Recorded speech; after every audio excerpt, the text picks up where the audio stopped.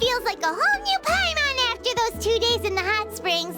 The Abyss kind of threw a wrench in our relaxation, though. Still, spending time here really has felt like a vacation. The Kaholosaurs are so nice and so fun to play with. Their bellies are super bouncy. Oh, and Atea's snacks were so delicious. She gave Paimon some for the road just this morning, actually. Yelling at some kids who got caught throwing stones in the hot springs, so not much has changed since we first met her. Hey, you guys. Sleep well last night? Yep, this area is so nice. Glad you like it. I was thinking of taking you guys out to do some sea fishing. Later tonight, we can eat whatever we catch. Fresh fish is absolutely delicious right off the grill. Hey, Moalani! Yeah? What do you need? The team sent out to fight in the Night Warden Wars has returned. And Kachina? Is she back as well? Kachina fell in battle. But don't worry, the team was victorious, so the Rite of Resurrection will be held in the stadium soon.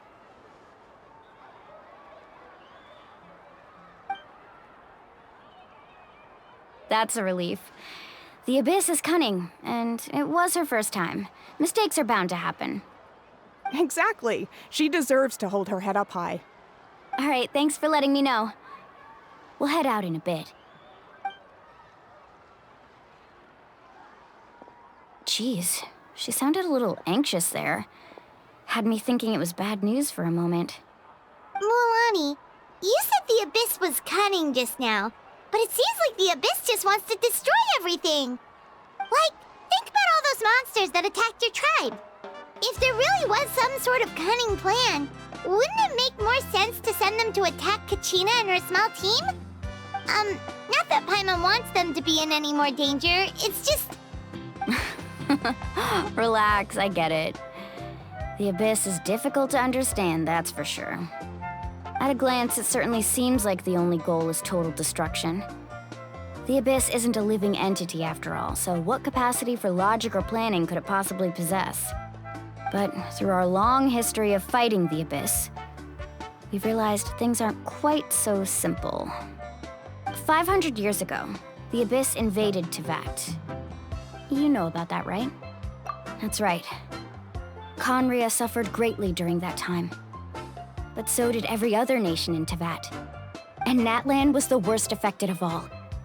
It took the combined efforts of the then Pyro Archon and heroes from every tribe to finally repel the Abyss. Even so, the effects of the invasion lingered for hundreds of years, only able to be reversed little by little. Our tribe's waters were contaminated. The Children of Echo's territory was overrun by dangerous sludge surging from underground. Unrelenting black winds tore across the lands of the Flower Feather clan. It was like each disaster was designed for a specific tribe. Exactly. We once thought that the Abyss's desire for destruction was a sort of primal instinct, but its methods are, in truth, marked by intelligence. We now believe the Abyss has invaded the Night Kingdom, and has the capacity to read the memories of this land at any given moment. And that's how it became so dangerous and cunning. Almost like it knows you inside and out.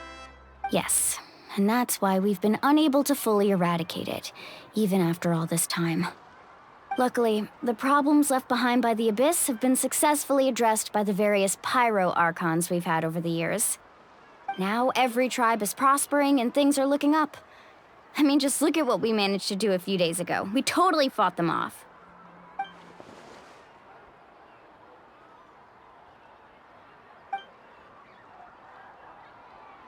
You must have had to sacrifice a lot to get to this point. Every battle, every sacrifice is in pursuit of a future where we get to stop fighting. Responsibility, duty, unavoidable burden. Everyone in Natlan views the war differently. But I believe we will be rid of the Abyss one day. And the efforts of all who fought against them will become a story for the ages. To think that my name could survive in ballads passed down to future generations, it's kind of romantic. Everyone has something that drives them forward, you know?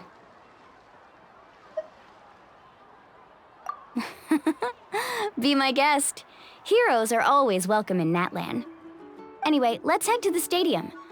Our fishing trip can wait until Kachina's back with us. The sea's not going anywhere.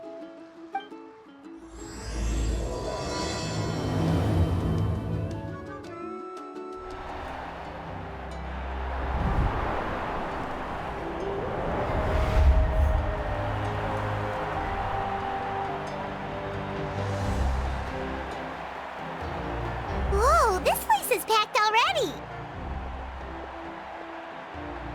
Of course.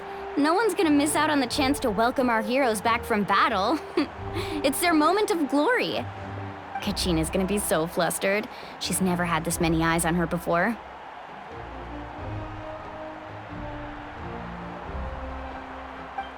Yeah, she doesn't seem like the kind of person who likes being the center of attention. Looks like I'm just in time. Kanich, you're here! Yeah, a commission ran longer than expected, but I made it. I heard about the incident with your tribe, Mualani. Is everyone all right? Yeah, it's all taken care of. Our new friend here's got some tricks up her sleeve, by the way. She's just as strong as Kachina made her out to be. Hey, look! Is it about to start? That's right. Someone will come out and recite a eulogy, and then we'll sing the Ode of Resurrection together. Come on, let's find a spot with a good view. When the singing starts, just follow my lead and you'll be fine. Let's go somewhere higher up so Kachina can spot us.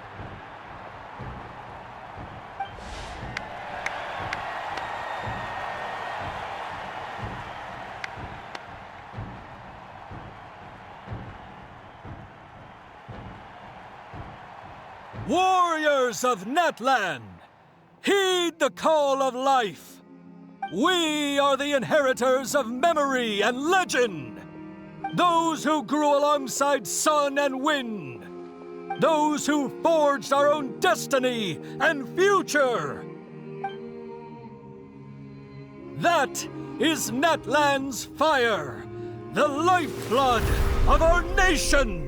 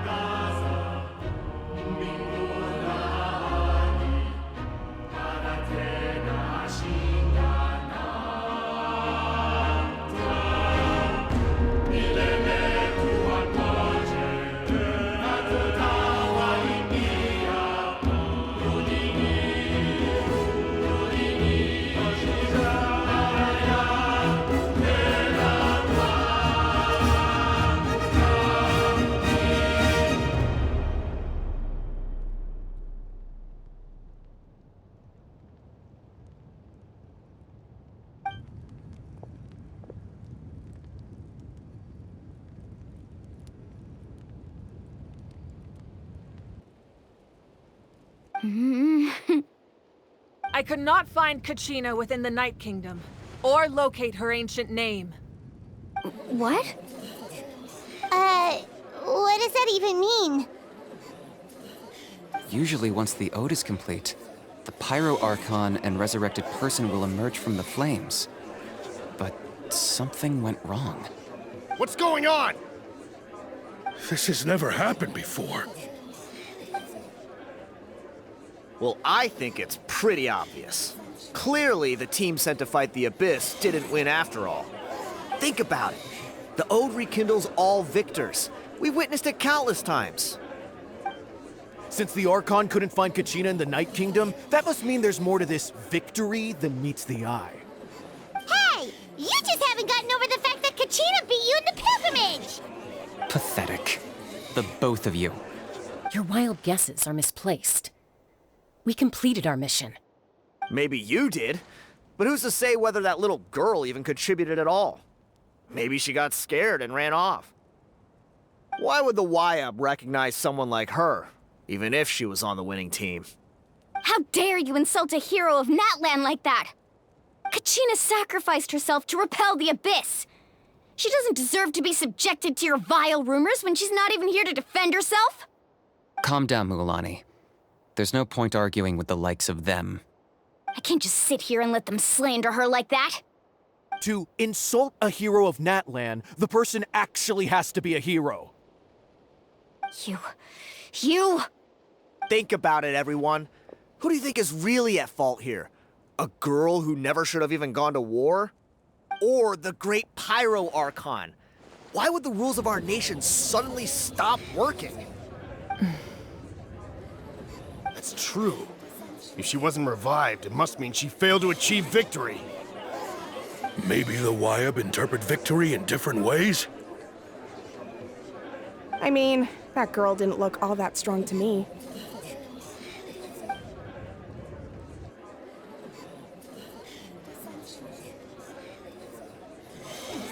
Kachina wouldn't have run! That's not like her at all! No, she's been waiting for this moment for too long. No matter how daunting the situation, no matter how scared she might feel, she's always the first person to stand up and face it head on. We don't even know what happened, so don't you dare try to use this as an excuse to vent your anger or slander her reputation. Fine. We'll find out what happens soon enough. Then, we'll see who truly deserves glory. That's enough. There is no doubt about today's victory, or Kachina's part in it. She is a hero worthy of our admiration and celebration. However, the failure of today's ceremony is undeniable. Kachina has not been rekindled, and I offer you all my deepest apologies as I continue to investigate this matter. To prevent further casualties, I have decided to suspend the pilgrimage until this matter is resolved. What? No one is all-knowing. No one is infallible, not even myself. But doubt is a means by which we seek the truth, not a weapon we wield against others. I didn't mean it that way, Archon. I just... If there are things you wish to clarify, then ask me directly. Doubt my answer if you wish, but now's your chance. You have concerns? State them. No, of course not. Even though I have said nothing to change your mind, then it would seem the truth never mattered to you at all. That guy doesn't even have the courage to answer the Pyro Archon's question. So much for all that glory talk earlier. I have a question, Archon. My friend Kachina. Do you have any idea where she is? It's extremely important to me. I know you said you were investigating the situation, but I'm sorry, that's not enough. I've already shared everything I know. If you want to learn the truth and rescue your friends sooner, you should join the investigation. So, what do you say? Of course I'll join. In that case, come see me in the speaker's chamber. We should join them. Oh, and if it's not too much trouble, could you drop by as well, Traveler? I'd like to have a chat. Rest assured, everyone, I'll keep the tribal chiefs informed on the progress of the investigation. Once again, I apologize for the outcome of this ceremony. If there are no further questions, let's part for now. Did she just ask us to come along? I believe she did. Let's go. I'd like to know what's going on myself.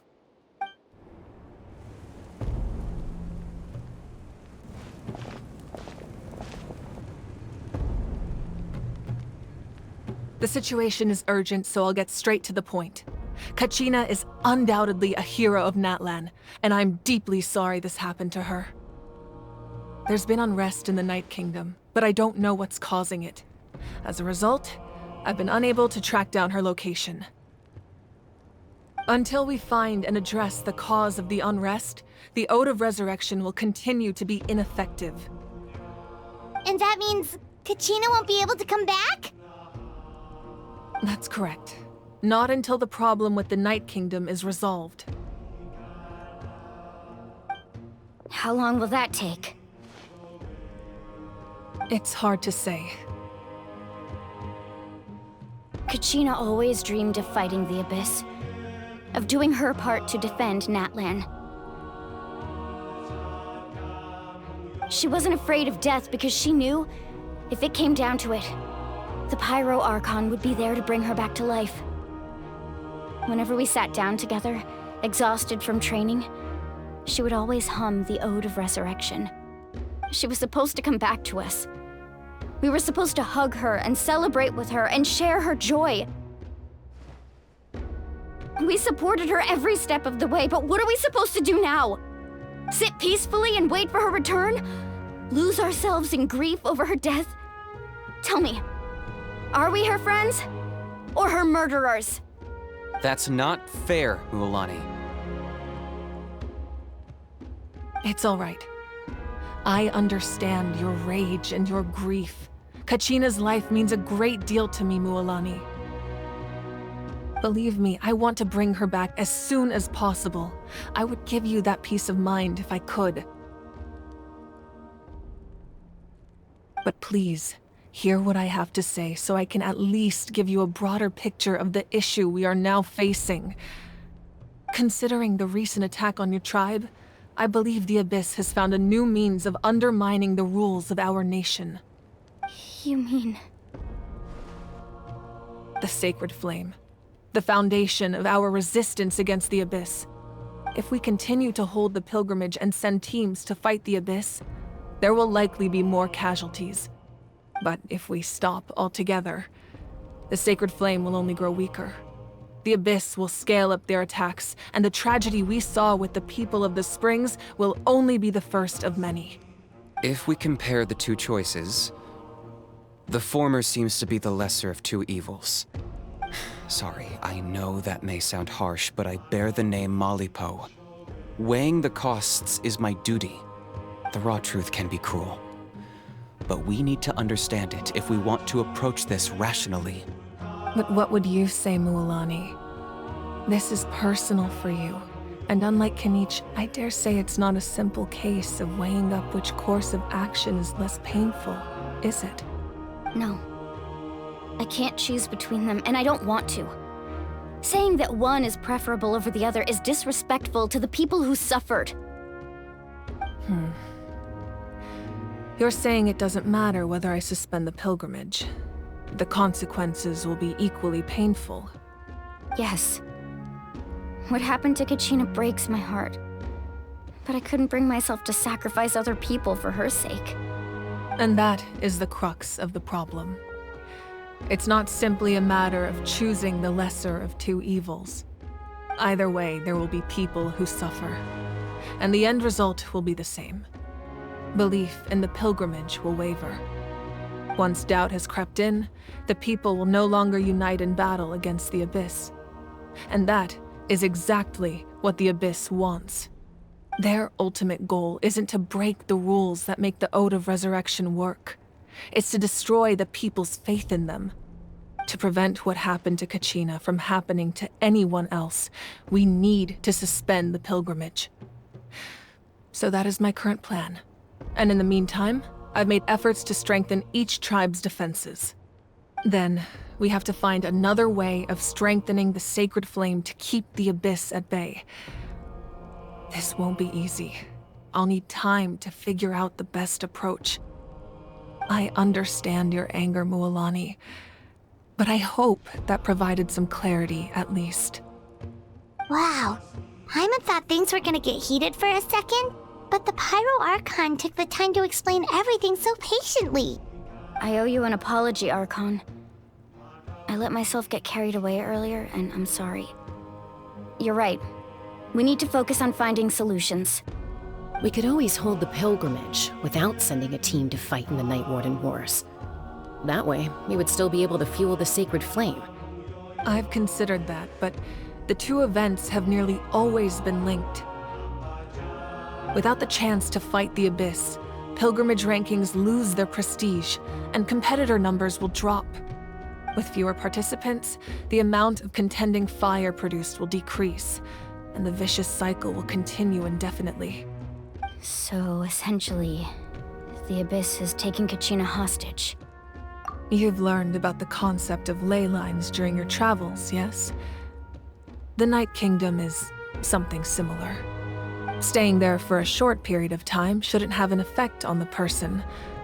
But with the Abyss in the picture, it's a different story. Your sense of self will be devoured until eventually you become one with the Sea of Souls. Imagine pouring a cup of water into a rushing river. You can try to scoop up another cup, but there's no chance it will be the same water you had before. I won't sugarcoat it. That is the danger Kachina is currently facing. Just like you said, Archon. Both of these problems need to be addressed. You can focus all your efforts on dealing with the Sacred Flame. I will go search for Kachina. The Abyss poses the same threat to you as it does to her. It is very possible you will not return. Knowing that, do you still choose to go? Kachina's waiting for us to rescue her.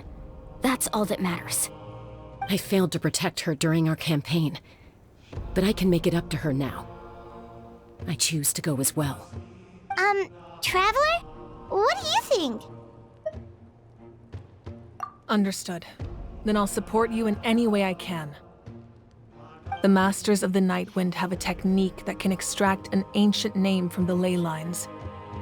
If we can find Kachina's ancient name, I can use the link between them to pinpoint her position within the Night Kingdom. Then comes the hard part. You need to visit the Night Kingdom in person and rescue her. But isn't the Night Kingdom a land of souls? Can we even go there? Under normal circumstances, only the consciousness can enter. But there is a way to go there in person. However, know that the Night Kingdom will attempt to repel you, and the Abyss certainly won't leave you be. That's fine by me. Same here. Fighting the Abyss is nothing new for me. So, Paimon's the only one who's scared? Well, if you're going, Traveler, Paimon's going too. Citlali of the Masters of the Nightwind once created an artifact that can be used to communicate with the Wyab. We call it the Spirit Speaker Stone. It was originally used as a ceremonial artifact wielded by the tribal chiefs, but that spiritual quality also means it can be used to search for an ancient name. That was the artifact I delivered to the Scions of the Canopy a few days ago. Didn't think I'd be hearing about it again so soon. Thank you so much for your help, everyone. Your thanks are unnecessary. I will offer you whatever aid I can, but your fellowship and courage are what will truly decide the success of this operation. Besides, you're the ones helping me. I can only focus on one thing at a time, after all. Traveler, I certainly didn't expect our first conversation to be so serious. I've heard all about your accomplishments. Ever since you arrived, I've been hoping to meet you and offer you Natlan's highest level of hospitality. Why? Why? Is that not what happened in the other nations you visited? Yeah, things were pretty complicated at the start. And, in the middle. But our reputation's solid nowadays. That's more like it. After all, I've heard you're someone who transcends fate. Perhaps even more than you can imagine. But we can talk about that some other time. Ideally, this would be the perfect night for a drink and some musical ambiance. But there are important things to be done. Oh, I almost forgot. Atea was wounded in the fight against the Abyss. She wanted us to give this to you. It embodies fond memories and my strength of will. That's what she asked us to tell you. She said you'd know what that means. I didn't think this day would come so soon. The flames of her life force. I can feel them flowing within the talisman. If things were different, the two of us could have enjoyed the hot springs together while she gave this to me in person. We're supposed to be hot spring buddies after all. But don't worry. This talisman means a great deal to me. I'll take good care of it, and once this is all over, I'll pay Atea a visit.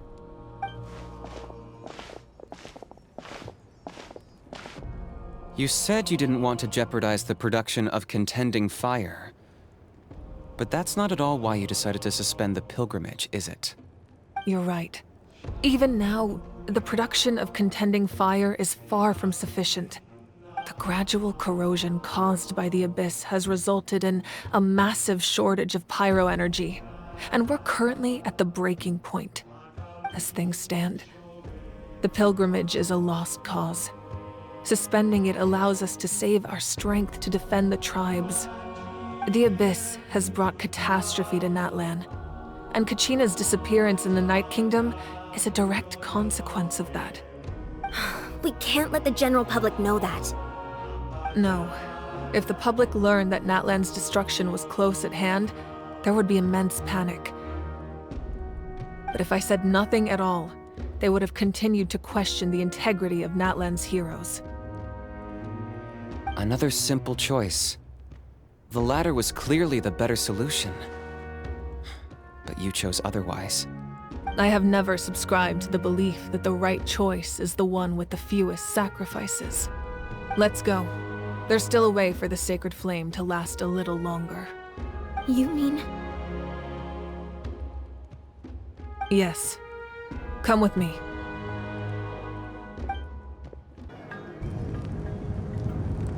The sacred flame must never go out. Not only does it strike fear in the Abyss, but it's also the pillar of Natlan's stability. So until our heroes are ready, I will sacrifice my power to keep it burning. But that can only last so long. I think we should focus on the remaining ancient name-bearers. Don't let desperation cloud your judgment. Those chosen by the Wayab have already embarked on their destined path. It is for them to decide how that journey ends, not us. All we can do is support them. Even so, for you to make this sacrifice, it's not right. If not me, then who? No other is capable of sustaining the sacred flame. I possess great strength, but I'm not above my people. This is part of my duty.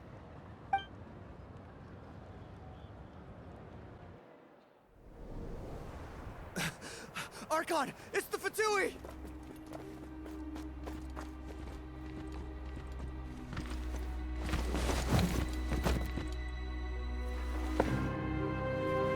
The Archon of Natlan. A force to be reckoned with. The secret of the ley lines is no secret to me. Long have they been destined for ruin. And since the oath made 5 centuries ago remains unfulfilled, what use is the Gnosis in your hands? I don't know what you mean. But it sounds like this is about more than the Tsaritsa. In times of crisis, someone must pick up the mantle of salvation. Your plan has reached an impasse, and now it falls to me to create new rules for Natlan. But before the dawn of a new age, the old must be destroyed.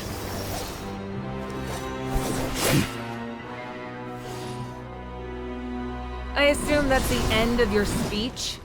Good. People like us. Let our blades do the talking!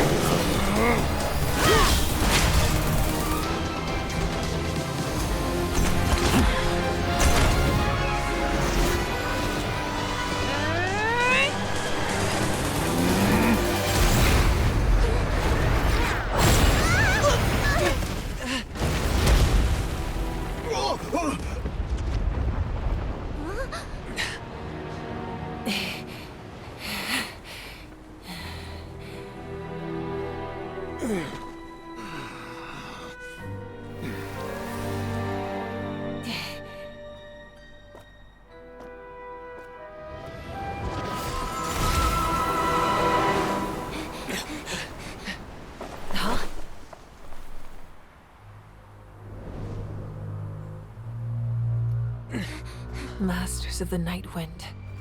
Send word. The captain and his followers must be apprehended.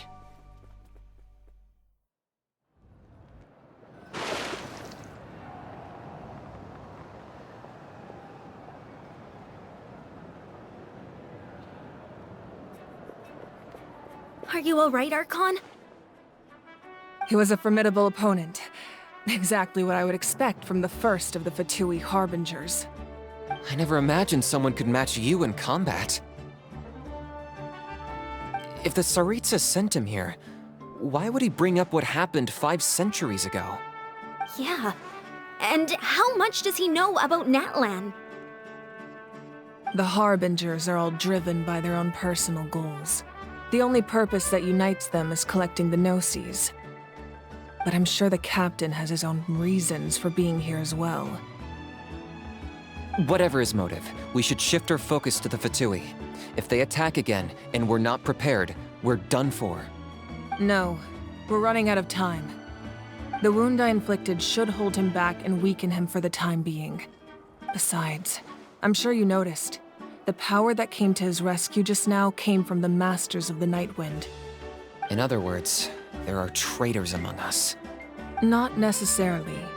This could prove to be a very valuable turn of events. When we exchanged final blows, I sensed an unusual presence within him. I'll need to investigate further. Kanich, go to the Masters of the Night Wind and look into who could have aided the captain. Speak to Sitlali. She should know. Of course, I'll head out right now. Do you still intend to... Yes, but fear not.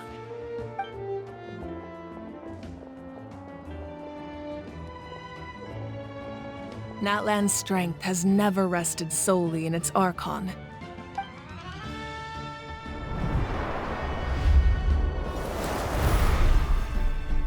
Together we foresaw the only path that leads to our nation's future. We must trust in that vision now.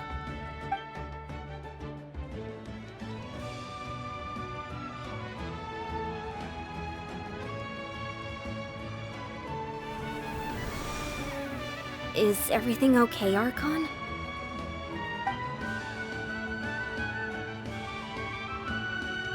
Completely fine. Just lamenting the fact that I never got a picture when I could still turn my hair into flames. Too late now. I just hope the others have a safe journey.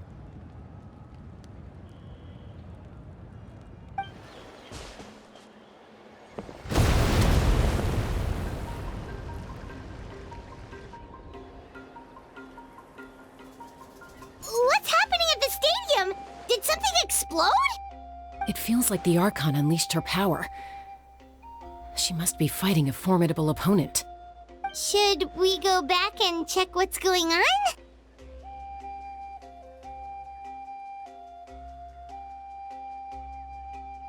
Have faith in the Archon. She wouldn't lose in a one-on-one confrontation. Once we find Kachina's ancient name, we'll head right back. Okay, let's just keep climbing. Everyone really hopes nothing goes wrong.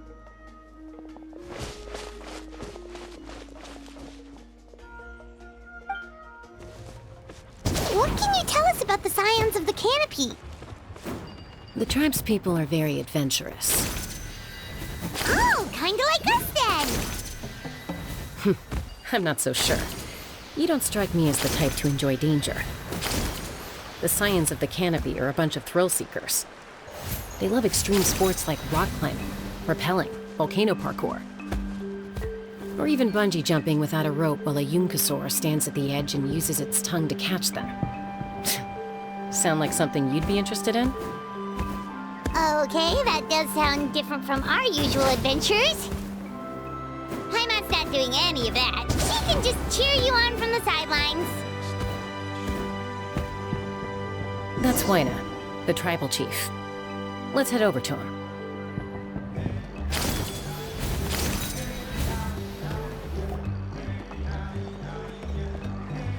Chaska. Nice to see you again, Wyna. I'm afraid we don't have time for pleasantries, so I'll get right to it. We're here for the Spirit Speaker Stone. Whoa, hold on a second. At least tell me why you need it first. My friend Kachina is trapped within the Night Kingdom. We need the stone to find her ancient name and rescue her. Rescue her? From the Night Kingdom? That's right. I'm sorry, but someone needs to tell you what you don't want to hear. Go in there. A mature warrior would never make such a foolish decision.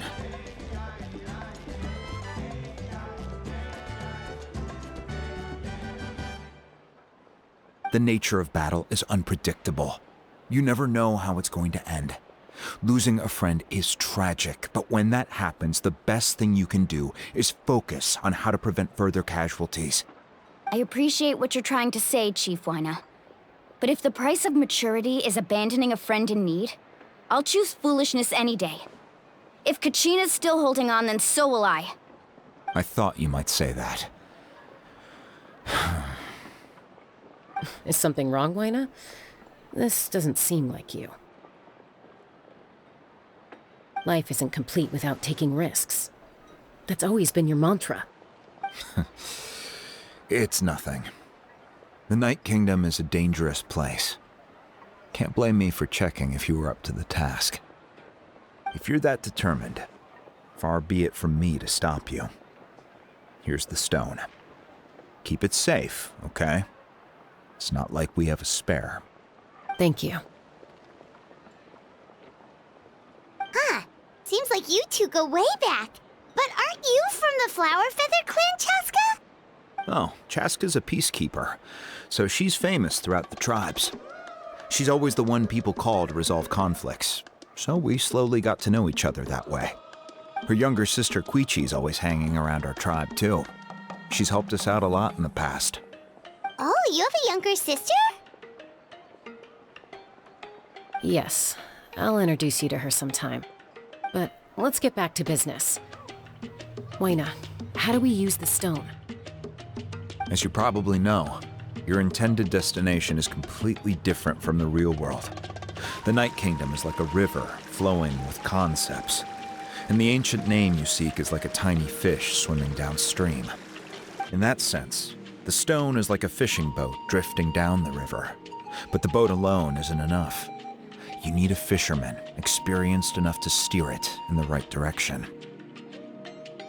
We couldn't do that ourselves? With a little practice, I'm sure you could. You have the strength and the talent. If you want to make sure this works, though, I could recommend someone to you. Who? Vichama, a legendary warrior and scout from our tribe. He's got a keen eye and a well-honed intuition. Even his ancient name means to seek. If you're fishing for a name, you're gonna want him on the boat. Vichama? Why does that name sound familiar? He's one of Auntie Atea's hot spring buddies. I've heard stories about him. Where can we find him? Ever since Malco passed, he spends most of his time gazing out at the scenery from the cliff tops. Follow the path that way, and I'm sure you'll find him. Thank you. We'll go look for him there. Good luck. I hope everything goes well.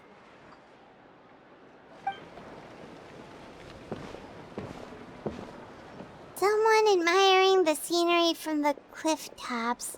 Ah! That must be him! Hello there, are you Vichama? That's me. Did you need something?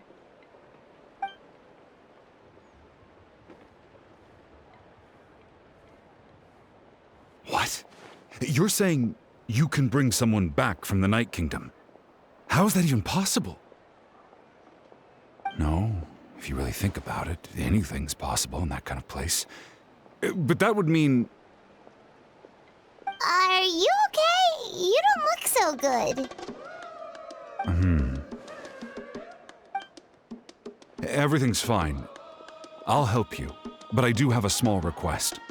After I help you find Kachina's ancient name, I want to use the stone to look for my friends as well. Your friend? Oh, why not mention someone named Malco? Is that who you're talking about? Yes, but I'd rather not get into it if it's all the same to you. That's not a problem. We agree to your request. Yeah. Since you're helping us find Kachina's ancient name, it's only right that we return the favor. Then we're agreed. Can I have a look at the stone?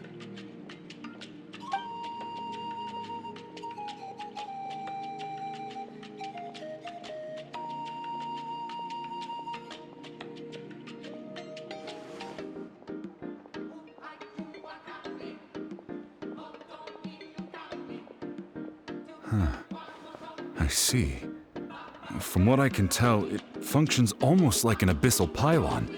Both connect the Night Kingdom to the living world. Once the connection is established, the abyss will come surging through the opening like a predator honing in on the scent of blood.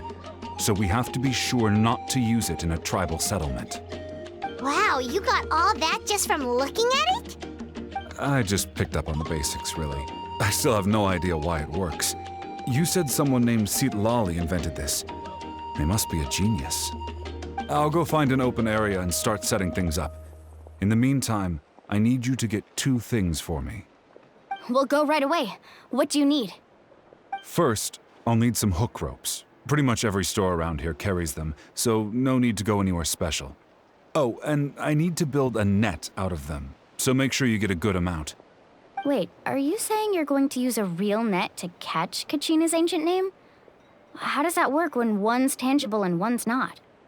By creating something tangible in our world, like a net, we can create a connection to a corresponding concept in the Night Kingdom.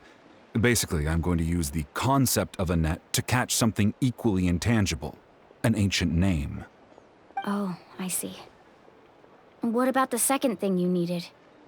Right. I need 2 chunks of obsidian. Once we bring the ancient names into our world, we'll need a place to store them. Normally, you can only get obsidian from the Children of Echoes, but I heard there's a traveling merchant from that tribe around here somewhere, so maybe you can try your luck there. Gotcha! All right, let's split up. See that clearing? Let's meet over there when you're done. Oh, and you can send someone with me if you want. In case you're worried I might take the stone for myself. What do you think, Chaska? There's no need. Lena spoke highly of you. That means you're trustworthy. I appreciate it, even though that doesn't mean much to me anymore. Anyway, it'll take some time to set everything up, so no need to rush. I'll see you in a bit.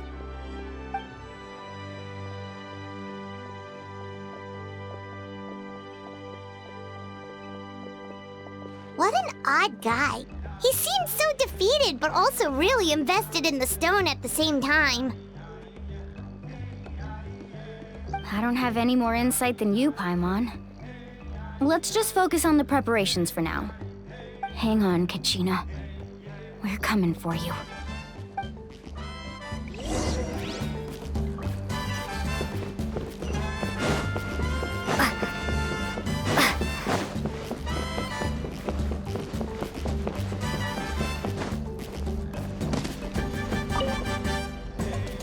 Hello.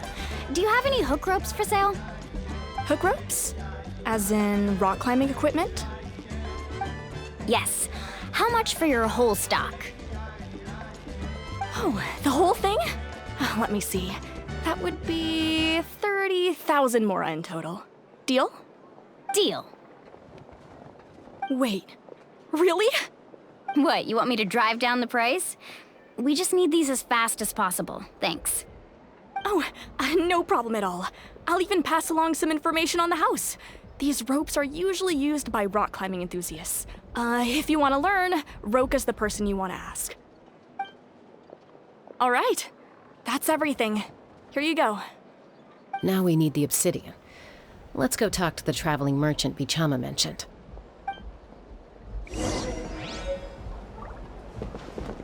Anything anything else I can get you?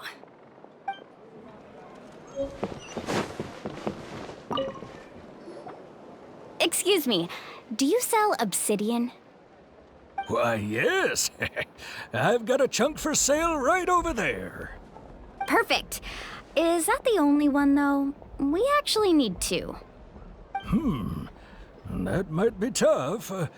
Tell you what, I'll take a look through these boxes over here and we'll see what we can find. Thank you so much. We'll wait here.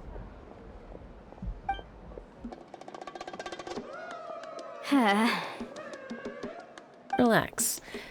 Everything's going according to plan. I know, it's just... I could tell Vichama feels the same way about his friend that I do about Kachina.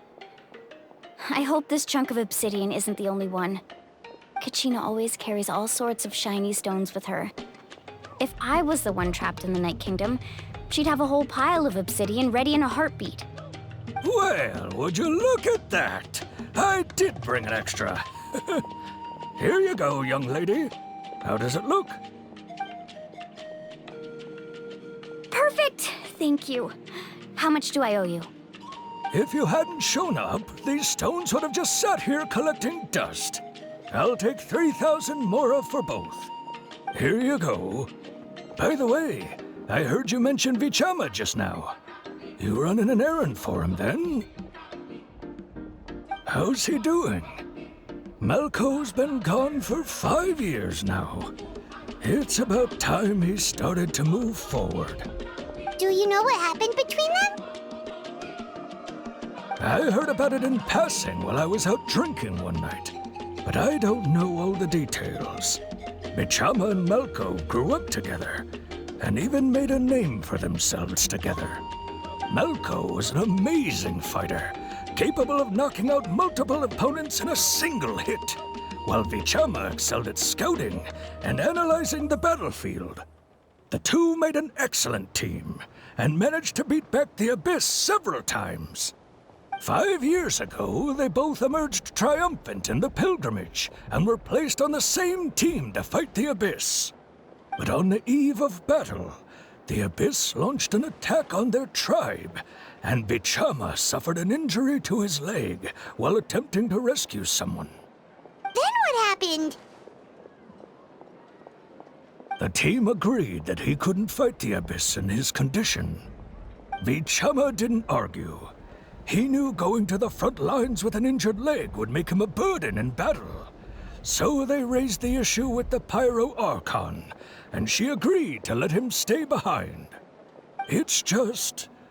Malco and the others ended up facing hordes of abyssal monsters in numbers that far exceeded anyone's expectations.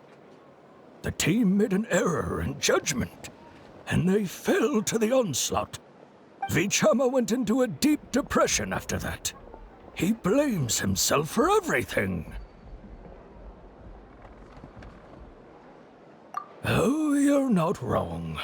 But it's possible he chooses to blame himself. Not because he did something wrong, but because he wasn't able to do anything at all. I've tried convincing him to move forward, to stop dwelling on the past. But the shadow of Malco's death hangs over him still. The Abyss has caused so much suffering, and some wounds never heal.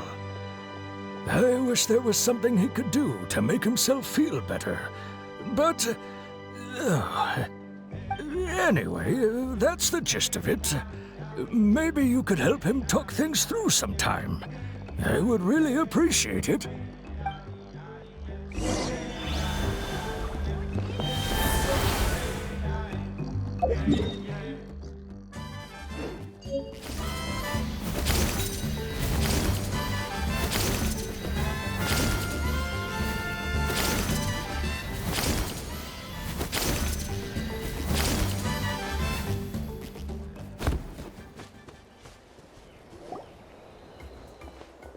Did you get everything?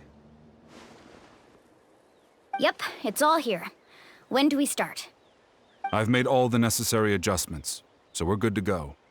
As agreed, I'll help you find Kachina's ancient name, and then you return the favor. Go ahead.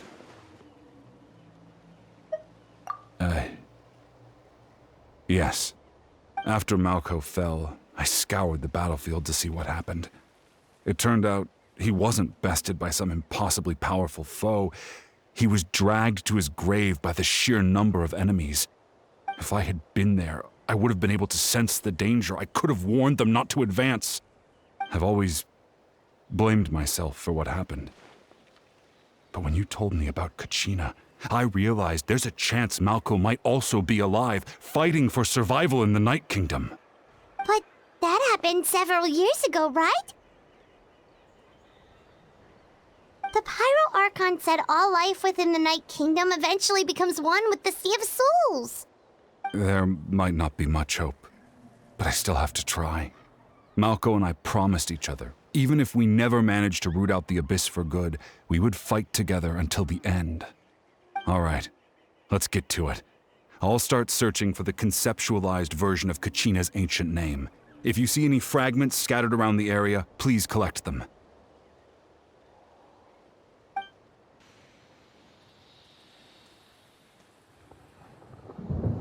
Make sure you prepare yourselves for battle.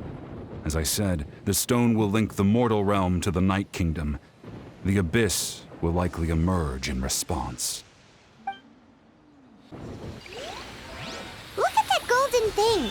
It must be one of those fragments Vichama mentioned. Let's get closer!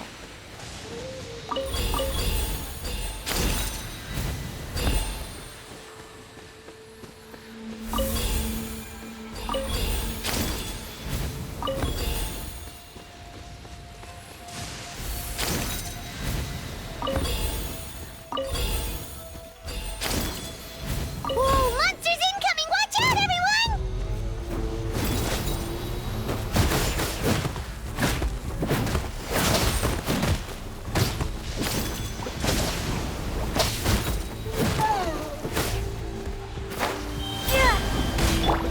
Illusion shattered!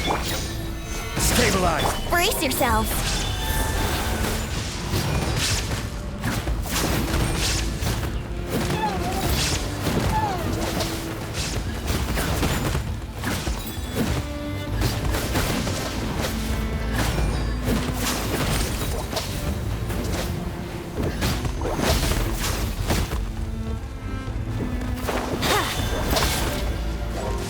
Time for takeoff. There is no escape! Solidify!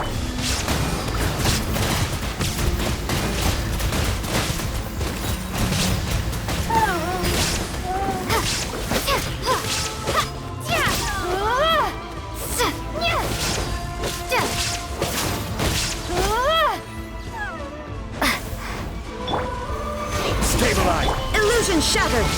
Yahoo!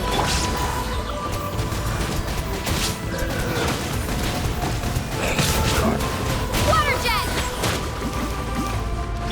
There is no escape!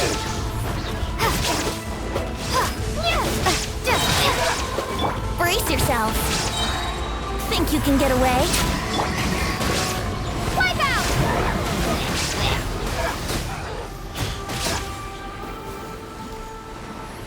How much longer, Vichama? Not long! We're getting close!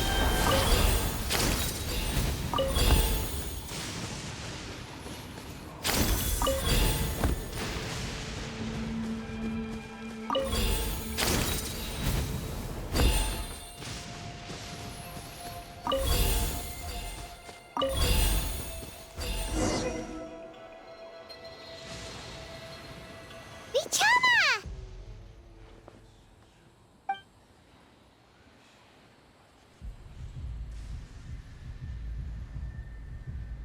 Quick! Take it!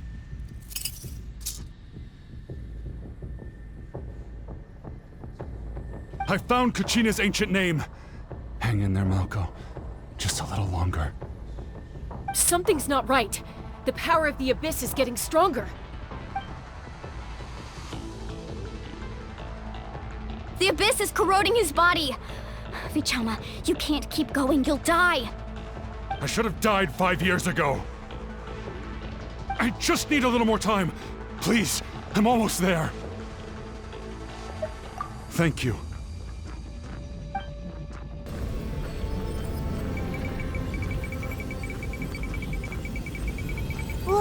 Watch out! The power of the Abyss is strong.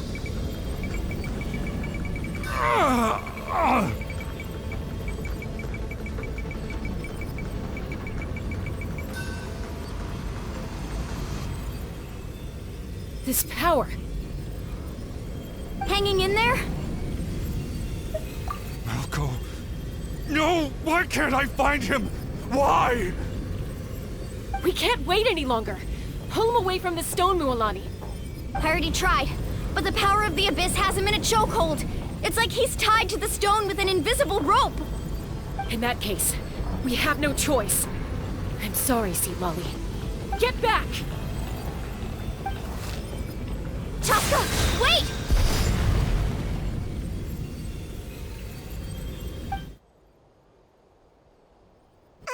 Ouch! What happened just now? It looked like the Spirit Speaker's stone was... The stone's power was spiraling out of control. The only way to stop it was to destroy it. You were all caught in the shockwave of the explosion. You might feel dizzy for a while, but that's normal. Give us a heads up next time, will you? You're lucky we managed to dodge it in time. I thought I said to get back.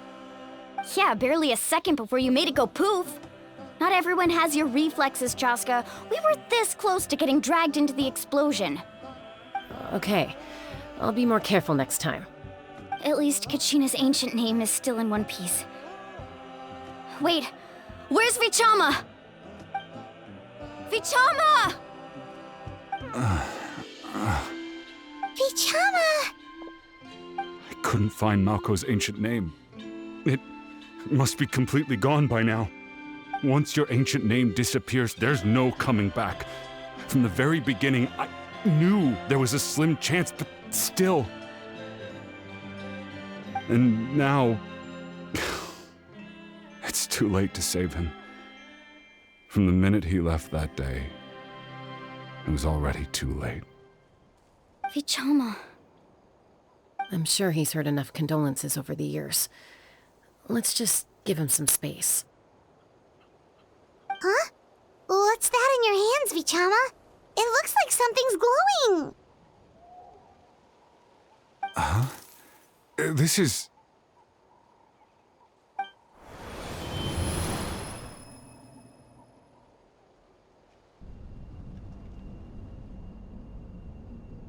Hey, Malco. Got any strength left? Not enough to swing a sword, but to say a few last words. Sure. Too bad. No one will get to hear them. I never thought I'd actually die on this mission. Not that I'm afraid to die. It's just... hard. Thinking about my mom's face when she hears the news.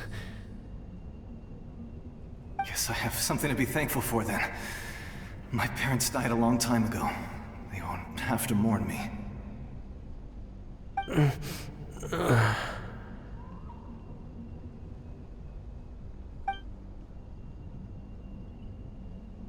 Pisak! Always had to beat me at everything, didn't you? Right to the end, you were never one for goodbyes. Maybe you're right. Maybe no one will get to hear our last words. But just in case... Vichama, I'm so glad you didn't come with us. Don't be sad. Just keep on living. For the both of us.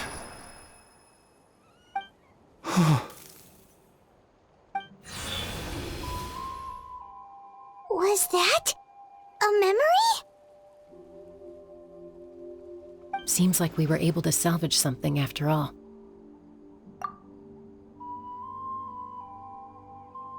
Of course.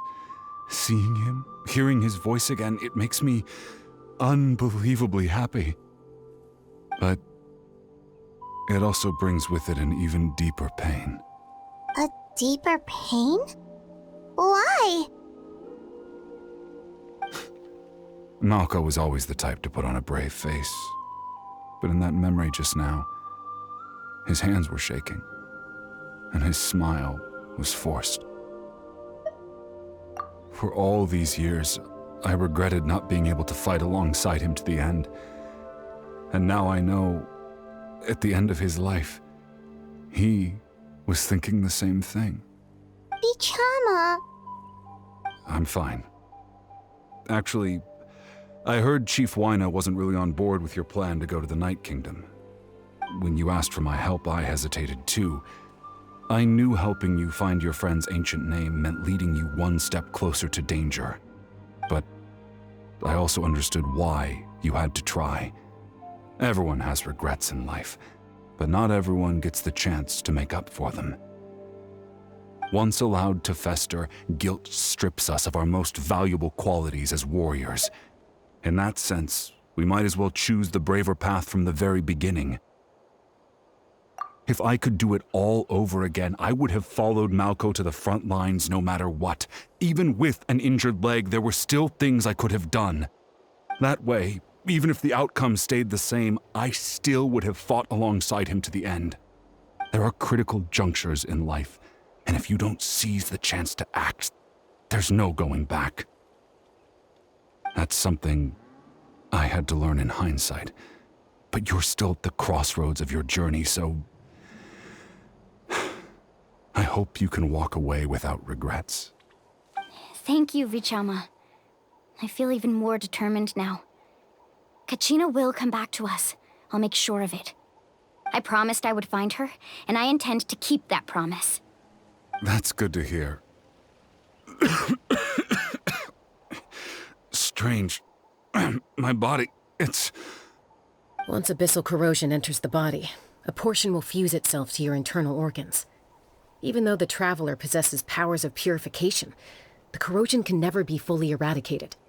Thanks to her, though, you are only briefly exposed. Slowing your breathing and controlling your emotions should help you keep the symptoms in check.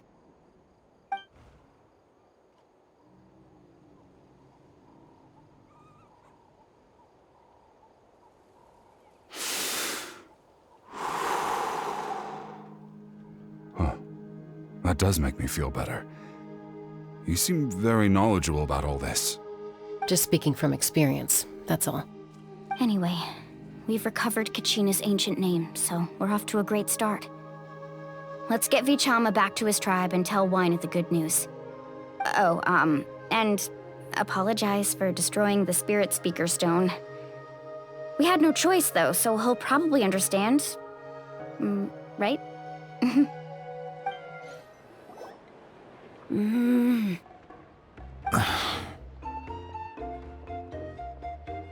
Koichi, are you really gonna just stand there like that? I don't know what you want from me. I think you know exactly what I'm trying to say, Uncle Wyna. I can hear it in your voice. Honestly, it's just one thing after another with you two. They're back. Koichi? What are you doing here? Don't play dumb with your own sister. You know exactly why I'm here. My apologies, everyone. I just need to borrow Chaska for a few minutes. You come with me.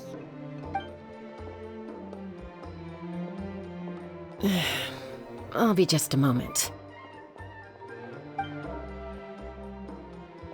Who is that? Koichi, Chaska's younger sister. Although the two aren't actually related by blood, it's kind of a long story. It's not really my story to tell, but I guess it's not a secret. You see, Chaska was actually raised by cuckoo sores. She was afflicted with a rare disease when she was a child, and abandoned in the wild as a result. The Abyss found her out there, all on her own, and tried to devour her. But in the end, all that did was trigger her will to live. That strength of will pushed her to survive. But it also planted a seed of conflict within her. Eventually, she was adopted by the cuckoo sores. Wherever they went, she followed, getting into fights right and left. For some reason, Paimon can totally imagine that. Well, when Chaska finally returned to human society, it was Koichi's parents who adopted her. At the time, Chaska still had a habit of getting into fights, so Koichi was always taking her around, apologizing to everyone. Ah, I remember those days. One of those fights was definitely with me. But, you know, kids. You're fighting one minute and your friend's the next. Eventually, she found a way to rein in that desire to fight. And now she's who people call to resolve conflicts. She's known as the Peacemaker. It sounds like she still argues with Koichi, though. Don't siblings usually stop fighting when they get older? That's partly my fault. Koichi asked me to stop Chaska from doing anything dangerous, but you probably know by now, once Chaska makes up her mind, there's no changing it. Oh, I get it. No wonder you tried to talk us out of going to the Night Kingdom. Chaska even said that wasn't like you. I'm all for your adventure. You need to take risks when you're young, because by the time you're my age, you couldn't attempt something like that even if you wanted to. Better try now than live with regrets later. That's what I say. Still, I can understand where Koichi's coming from. In the end, nobody wants to sit back and let a loved one put their life on the line.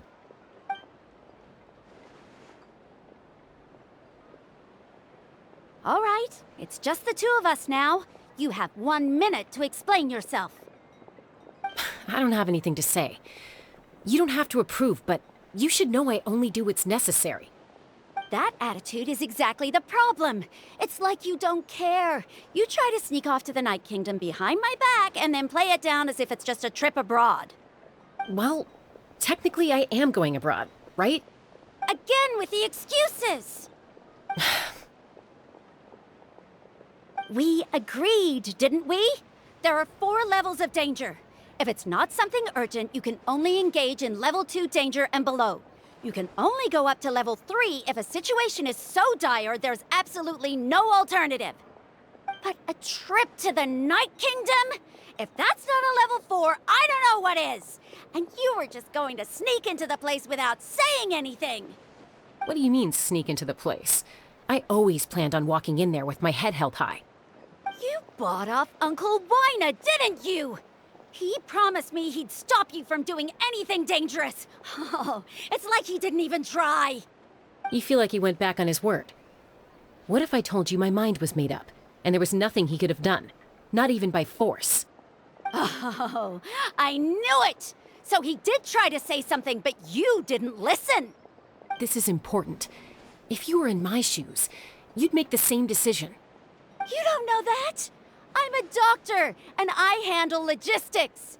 If you're going to waltz into a dangerous situation where you could lose control at any moment, it's my duty to say something. All right, whatever. Anything else? What do you mean, anything else? Why don't you reflect on what you've done and promise me you'll stay put? Time out. Is this one of our normal arguments or a serious one? Chaska, does it sound like I'm joking? Then, you need to know something. What happened to Kachina was partially my fault. I can't leave her there to die. That's not who I am. But the person you become when you lose control, that's also not who you are. That's a different issue. You said it yourself. A person is only as good as their morals. If I want to live in Natlan, I need to display qualities that make me worthy of this nation. I've also told you that managing your condition is equally important. Sometimes you have to make sacrifices. All right, let's stop this here. If we keep going, I might actually have to get serious. And I think Wina prefers his roof attached to his house. Is that a threat? That sounds like a threat to me. Koichi! Younger sisters are supposed to listen to their elders. So, you're really going to go, no matter what I say? I'm supposed to be your sister. Then support me. I'll be back. All you have to do is wait. Chaska. So, that's it.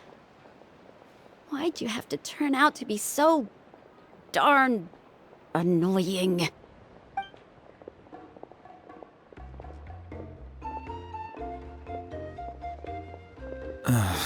You two are something else. Something you wanted to say? I know you aren't related by blood, but you two sure are similar. Really? You know, I said that very thing to Koichi not too long ago, and she reacted the exact same way, down to the very tone of voice. It's not my place to get involved, but I will say this. Try to spend a little more time with your sister. You're tough kids. That doesn't mean you have to go it alone. Thank you. Anytime. All right. If you're done with the Spirit Speaker Stone, you might as well hand it over. According to Kinich, it's an important ceremonial artifact, so it'd be safer to keep it with me. About that. If only Tone Deaf Bard was here, he could have repaired it just like the Holy Liar. It might be in a few more pieces than you remember. Huh?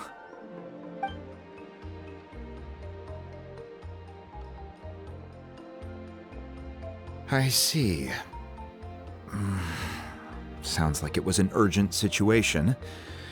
If someone's life was on the line, then you had no choice. Still, Citlali's going to be a nightmare to deal with now that you've broken her stuff. I'll explain everything to her later. Stay safe out there in the Night Kingdom, okay? I'll wait here for your safe return.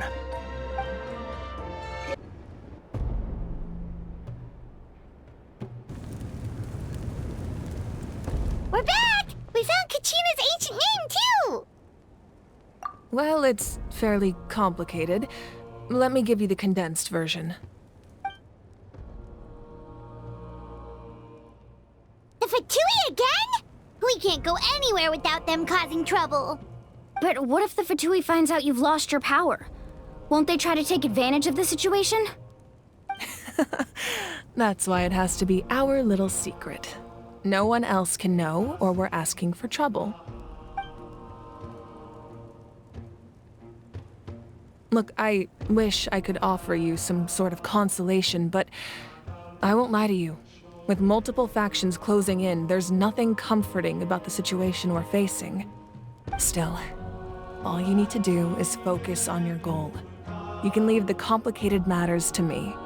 I can also step in on the Pyro Archon's behalf. There's a limit to what I can accomplish, but I'll help you however I can. There's no need to be so modest, Yan-san. Your incredible strength has long been a well-known fact. You're the pride of your tribe. Archon, I'm sorry about before. You have so much on your plate, so much that you have to worry about. But all I could do was focus on my own feelings. You have nothing to be sorry about. We all get overwhelmed by our emotions, myself included. Your reaction to Kachina's disappearance, I understand that feeling very well. Well, now that we have Kachina's ancient name, let's go track her down. Follow me.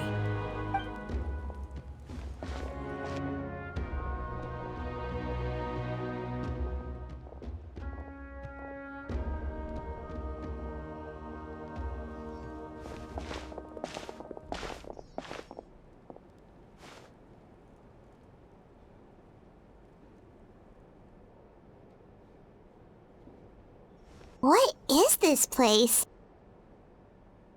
Hey, isn't that Atea's talisman? Good eye. This is where I store all the various mementos I've collected. Whoa.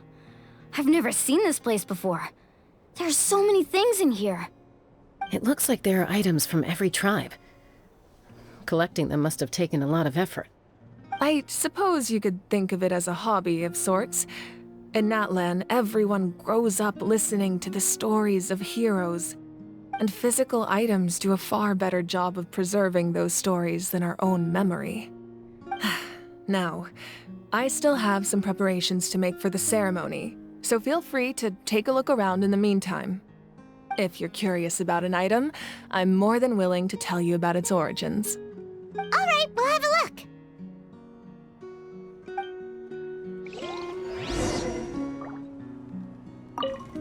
This flower looks like it's thriving.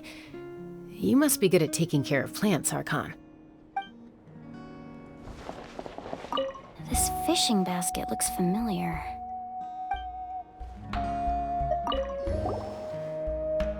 Hey, there's a fishing rod here. It must have belonged to the people of the springs. That's right. It belongs to a legendary fisherman named Matavaru. I have his entire set of fishing equipment, actually. He and I met in a tavern. He told me about a particular kind of giant fish and his meticulous plan to catch it. In his eyes, I saw a hunger and a strong fighting spirit. To him, the sea was the battlefield upon which he staked his honor. So, did he do it? The next time I saw him, he was covered in scars. It turned out the fish he sought had been corroded by the abyss. He managed to kill the fish, but sustained a serious injury in the process, which meant he could never go deep-sea fishing again. Can a fisherman claim victory if he fails to bring back his catch? That's what he asked me in the end. Well, Paimon thinks he won. That was my answer as well. The experience was far more valuable than the prize itself. In the end, he didn't want his tools to go to waste, so he gave them to me. Wait, that means you also know how to fish. Maybe we can go head-to-head sometime.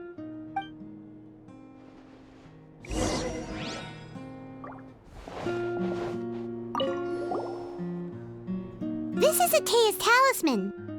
I'm sure you're familiar with this one already. Atea was rarely ever without it. The talisman brought her a lot of luck in battle.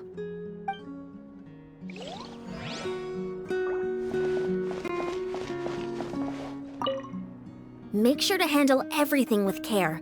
This cup, for example, it's heavier than it looks.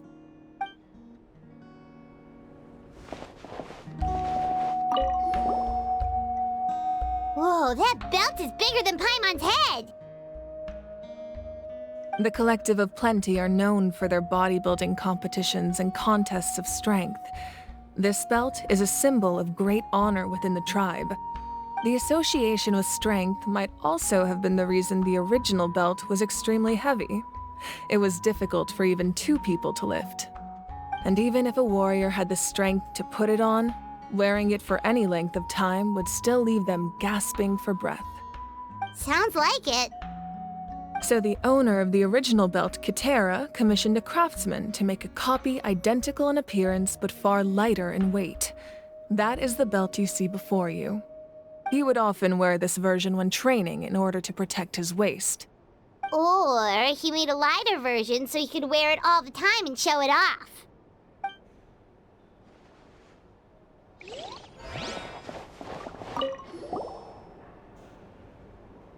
There are so many jars and potions around here. Do they have anything to do with alchemy? No, those belong to the Masters of the Nightwind.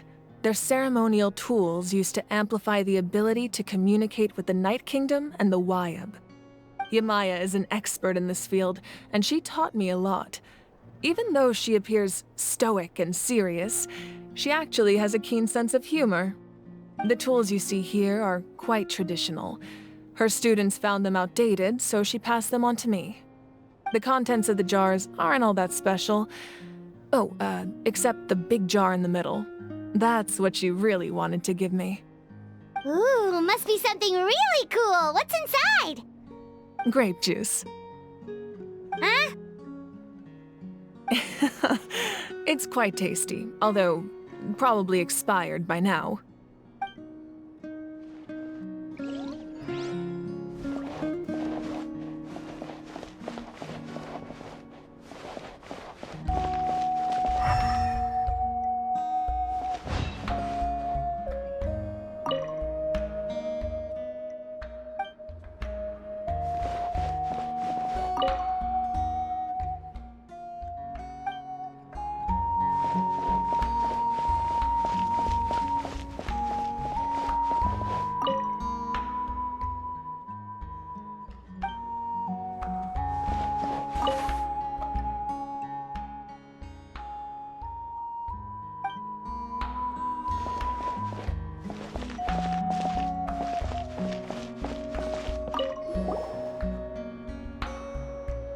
Whoa, this weapon is huge!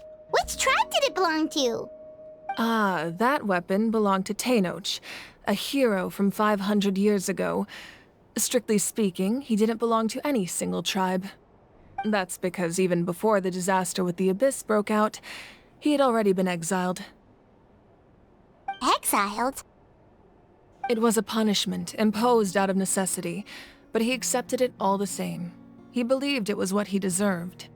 When the Abyss attacked, the tribes found themselves in urgent need of a powerful figure to lead them into the battle, and there was no one more courageous or resolute than him. He united the 6 tribes and accomplished great feats throughout the war. Ultimately, he perished, and because he had already lost his ancient name, the Ode of Resurrection was unable to bring him back. And so, he was laid to rest, alongside the countless warriors and civilians who lost their lives, buried in the soil of his native land. Wow, he sounds like a true hero. Indeed, even now his story is told throughout the land.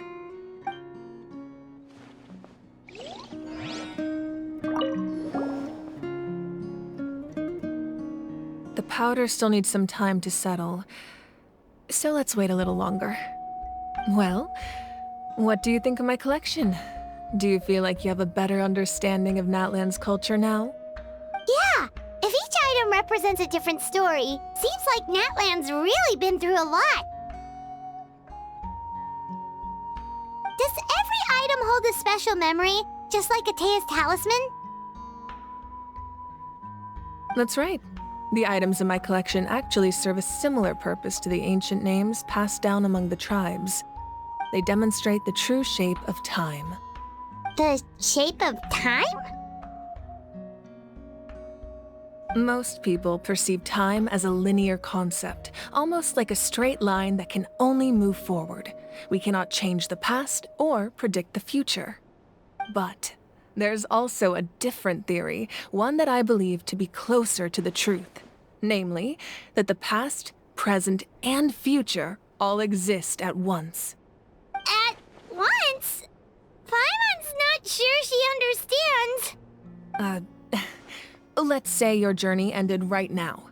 Thinking back on your experience in each nation, which one would you say was the most important? Exactly. Even at the end of your journey, the things you experienced along the way don't cease to exist. They become part of who you are. Take out a portion of that journey, and you would likely make very different decisions, and eventually arrive at a very different destination. The future is the same way. It exists even though it has yet to come to pass. We just lack the means to perceive it.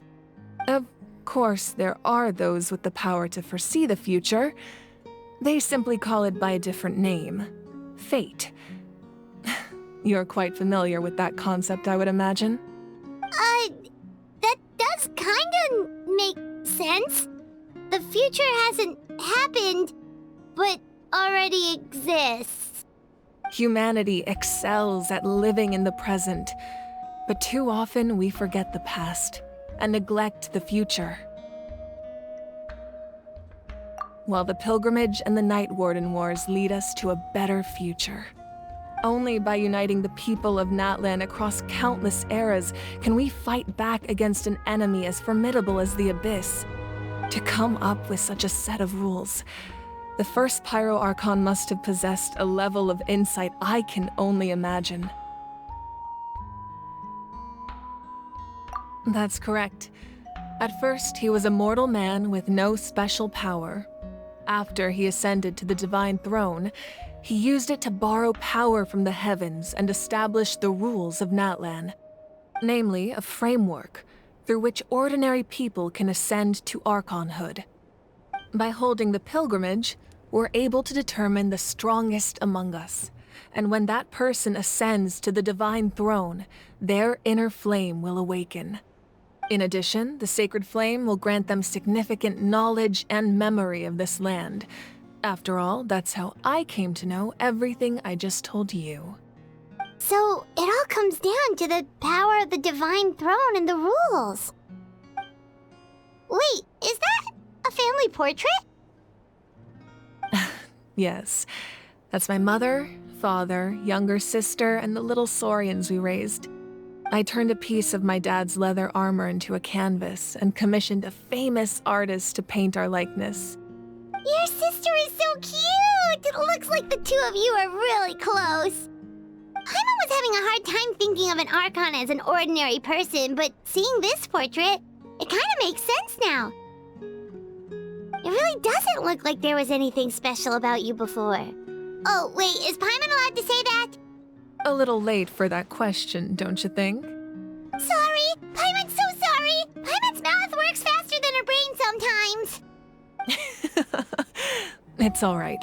I'd never get upset over something like that. No matter what others may say, my past is a precious part of my identity. I'm forever proud of the life I used to lead. Becoming the Archon doesn't mean you sever ties with your family. The position just comes with a lot of responsibilities, so it impacts how often you get to see them. My father made the most delicious stew, so my sister would often bring me a large pot of his cooking, and we would sit on a blanket and eat it together. One time, we didn't close the door securely, and the saurians we were raising ran into the room and knocked over the entire pot. My sister immediately burst into tears. The two troublemakers were going for the meat, but when they saw my sister's distress, they froze on the spot. I still remember the way they laid there, sulking like a pair of children, even after making such a mess. It was frustrating, but in the end, all I could do was comfort my sister and move on. Wow. Isn't that what being a family is all about?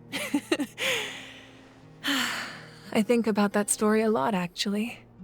As the Archon, I made a vow to defend this nation, and experiences like that, they remind me exactly what I'm trying to protect. Well, what happened after that?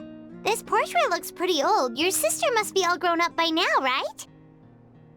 I believe she ended up working as an architect and artist. She built many houses and crafted many beautiful works of art. Anyway, that's enough about me. Now that the powder is settled, we can begin. Ian-san, Mulani, Chaska, over here, please. Place the ancient name up there, and then we'll begin.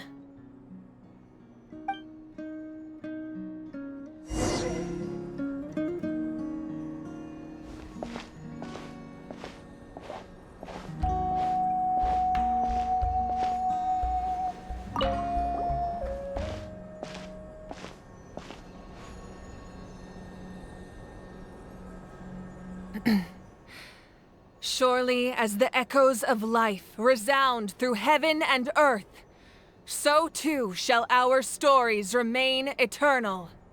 Ancient name, take us to your fated bearer. Allow her to answer our call.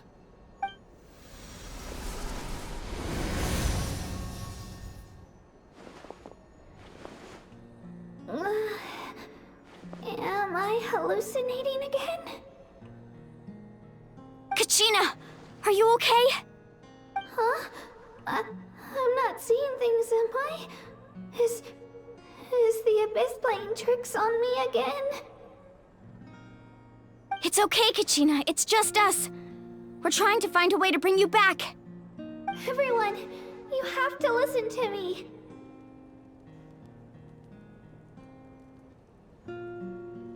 I've been investigating the Night Kingdom this entire time, and I figured out what's wrong. The Wyab is being affected by the Abyss. I was waiting for the Wyab to send me back, but then this really strong monster came in and it almost killed me.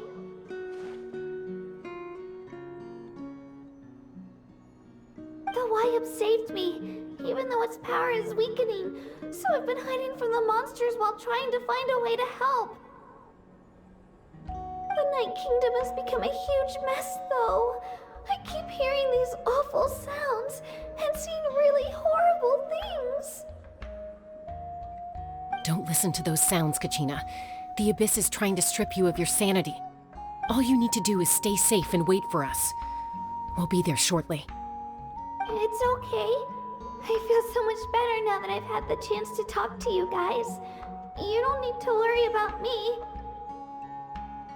I've never been strong or special at all, really. So I don't blame anyone for forgetting about me or leaving me behind. Just knowing you care is more than enough. I'll find a way back. You don't have to put yourselves in danger to come rescue me. You're always like this, Kachina. Now's not the time to act tough. We're coming for you, and that's final. I don't know what lies the Abyss has been feeding you, but I'll tell you something right now. Nobody here sees you as a burden. You're a victor of the Night Warden Wars, a hero of Natlan. All you need to do is wait for us to rescue you, and you'll get all the applause and recognition you deserve.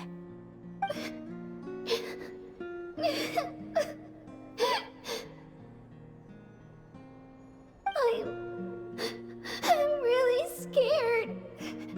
Everything's so dark and creepy here. And I want to go home. Still, I don't want you to put yourselves in danger because of me. I don't want to hold anyone back ever again. All you need to do is place your trust in us, just like you always have. No one fights alone. We're not leaving you behind. Not ever. Yeah, we're so close. We can't call it quits now. Thank you. Be careful. Looks like we've lost contact. Now comes the most dangerous part. You have to traverse the Night Kingdom in your physical form. This entrance to the Night Kingdom was left behind after an abyssal invasion. Even a brief amount of time inside could expose you to corrosion. I know. I'm prepared for that possibility. All right, then I wish you all the best. I'll tell Koichi to be ready just in case. She's very experienced in dealing with abyssal corruption. That face you just made. Don't tell me you two got into another argument. No, I just feel bad for creating more work for her. I'll go with them too, Archon. The more people, the stronger the party. Thank you so much for your help, everyone. It really means a lot that you're willing to brave these dangers with me. And there's no time to lose, so let's get going. Now that I've lost my power, I won't be able to provide much practical support. But I can still keep an eye on the situation from here. Eon-san, I know it's unlikely, but if you encounter a situation you can't handle... That won't happen. I hope not.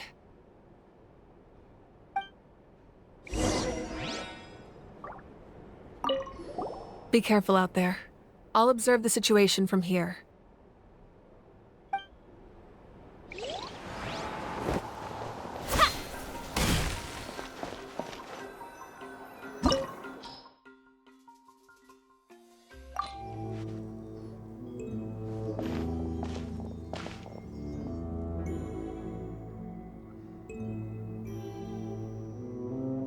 So we're underneath Natlan right now?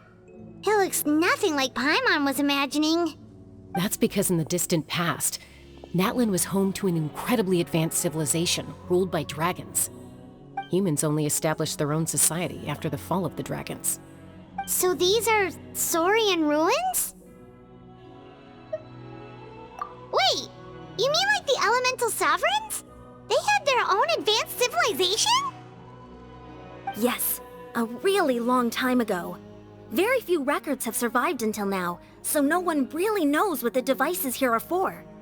These ruins have been abandoned for a long time, but with the recent increase in Abyss activity, the installations around here have somehow been activated again. So what you're saying is, we're not in for an easy trip to the Night Kingdom. No, it's going to be obstacle after obstacle from here on out.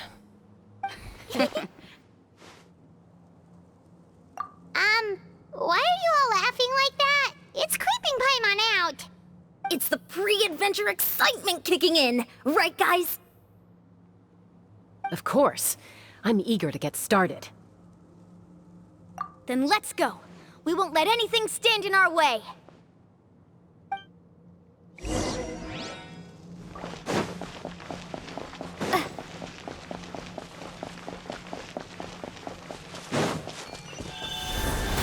Seems like the road ends here. How should we... As a professional trainer, I think you could stand to build up your endurance, Paimon. Professional trainer? Paimon thought you were a warrior from the Collective of Planning. Well, that goes without saying. But I actually work as a sports coach. Those guys look familiar. We've fought them before. Let's go. Show no mercy.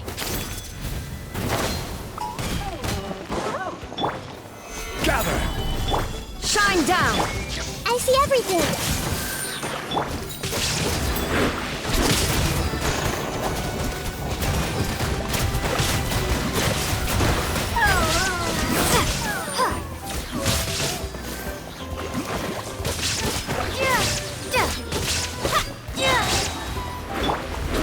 Solidify!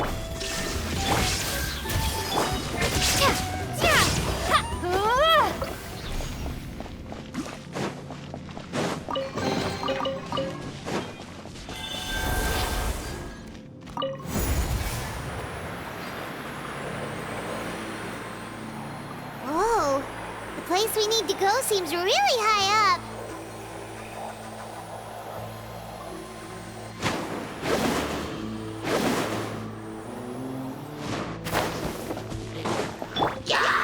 Stabilize! There is no escape!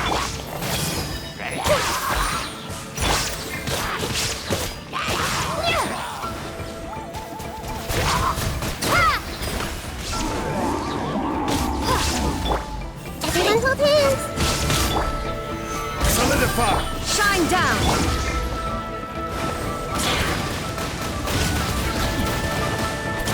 Water jet! Bombs away!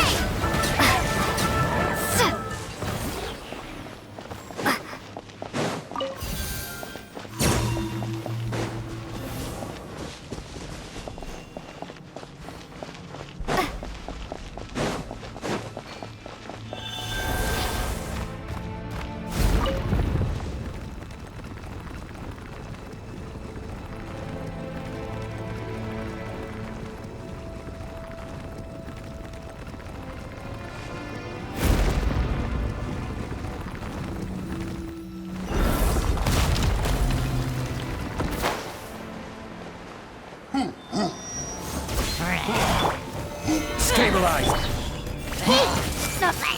There is no escape!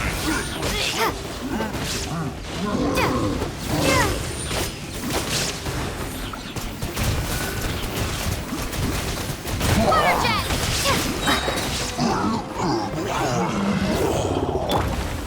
Solidify! Illusion shattered! I see everything. Wipe out!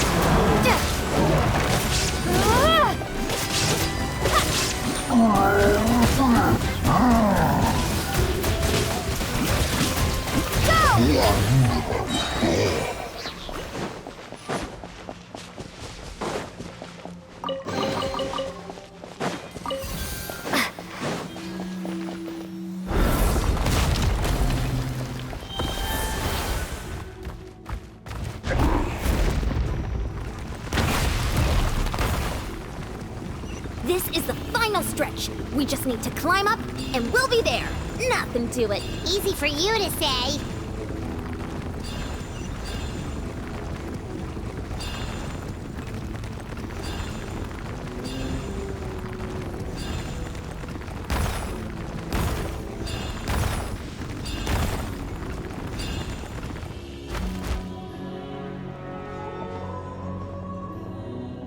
This must be the entrance the Pyro Archon told us about.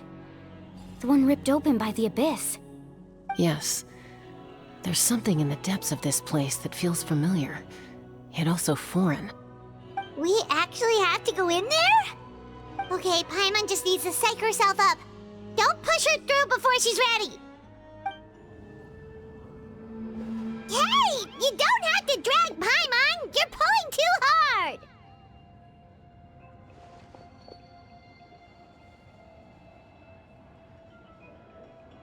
Looks like we made it. This is the Night Kingdom.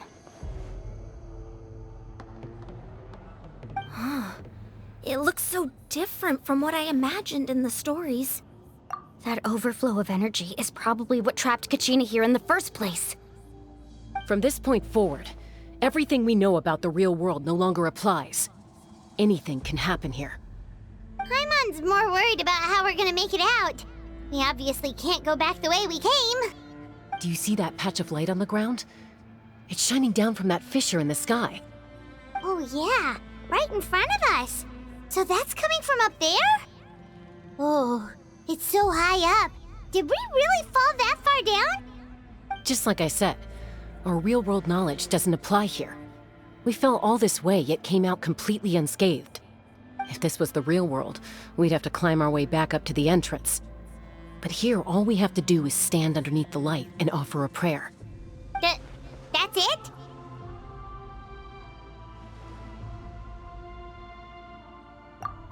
Right. We still got a job to do.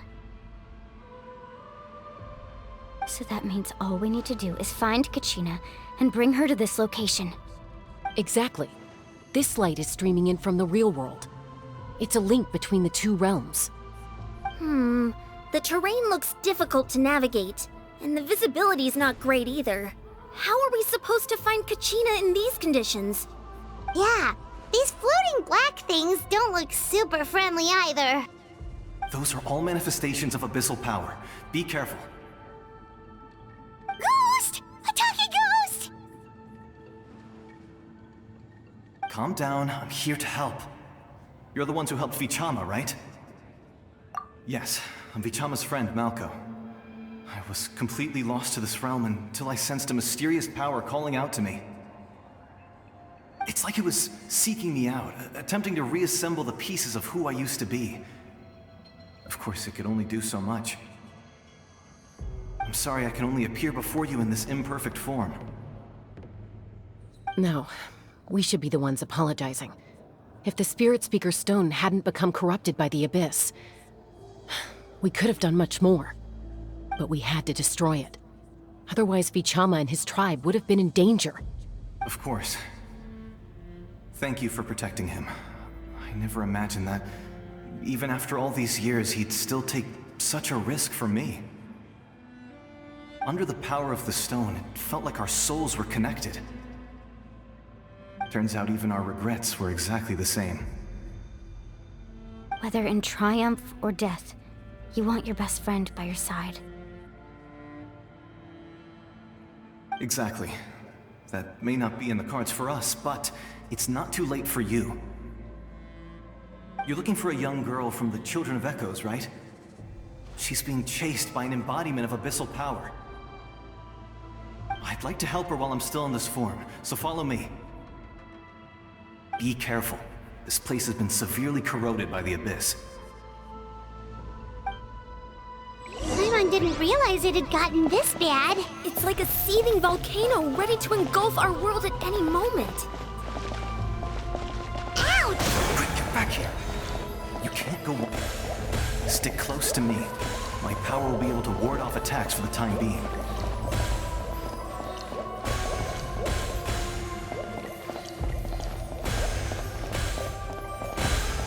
We won't be able to keep this up. Let's try another route. This way.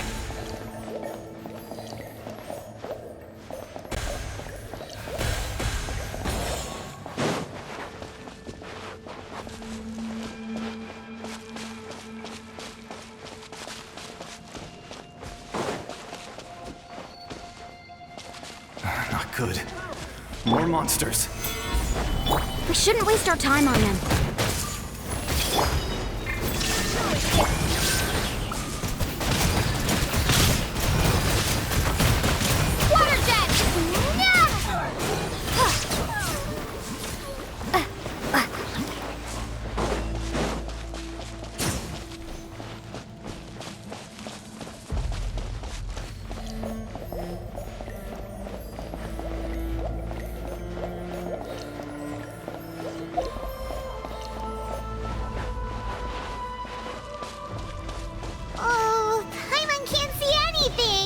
easy to get lost here. Just stick close.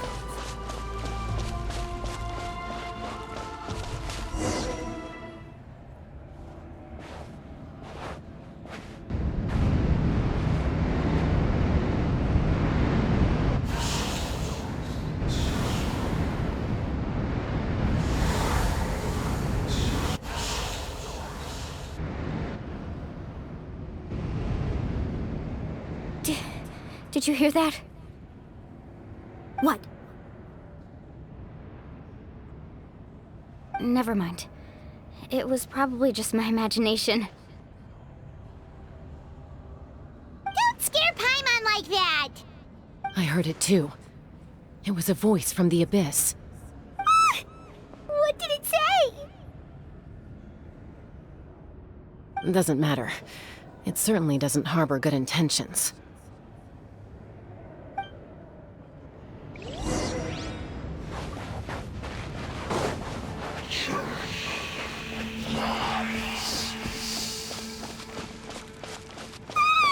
Paimon just heard it too! Let's keep going. Paimon wants to get out of this place!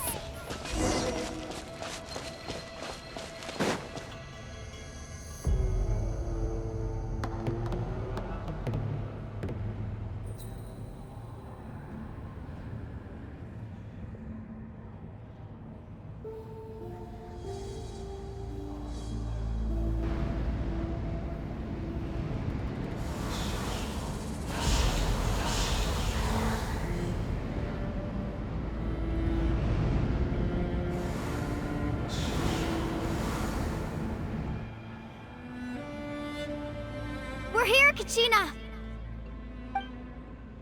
Honey? You made it! Looks like our reunion will have to wait until we take care of these monsters. Good idea. Let's go!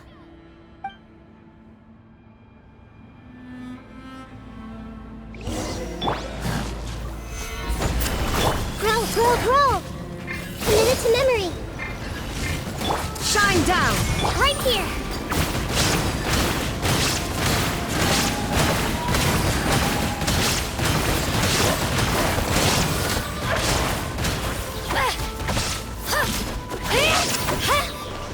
This may hurt a little.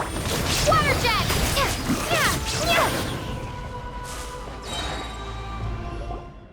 You're here! You're finally here! Thank you so much! That monster can appear from anywhere. It almost caught me a bunch of times. The YF's power helped keep me hidden, so I just tried to stay out of sight until you got here. Had a girl. You did so well. And most importantly, you weren't hurt. Should we start heading back then? Actually, I have a request. Will you come visit the YF with me? I can't exactly put it into words, but something's wrong with the Ode of Resurrection. And I know it has something to do with the contamination from the Abyss. That was the Pyro Archon's theory as well. Everything we've seen here certainly seems to back it up. In the Night Kingdom, there are 6 main totem poles representing the Wyab of each tribe. You can think of them like the body of each Wyab. Additional totem poles, like the ones around here, serve as proxies to which the Wyab can extend their consciousness. There are countless proxies scattered around the Night Kingdom. Through them, the Wyab can extend their consciousness over the entire realm and track down souls no matter where they roam. But if a proxy were to become severely contaminated, then a soul could become lost within the Night Kingdom. Judging by the current situation, I don't think we're dealing with just one contaminated proxy. Even if we could drive back the abyssal power from one of them, that probably wouldn't even put a dent in the problem. Still, we can't just leave the YF to suffer. It's protected me this whole time. I agree. We might even manage to draw out the monster that's been hunting Kachina. Getting rid of the monster might slow down the deterioration of the Night Kingdom.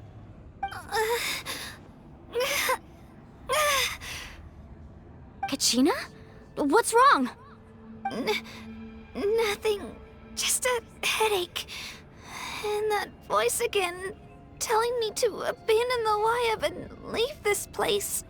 Maybe we really should leave. Kachina's already been here for too long. No, I'm fine. I don't plan on listening to that nonsense. I can hold on. Just up ahead. I'll lead the way. Besides, I can still fight, so please, help me out a little longer. Listen to me, Kachina.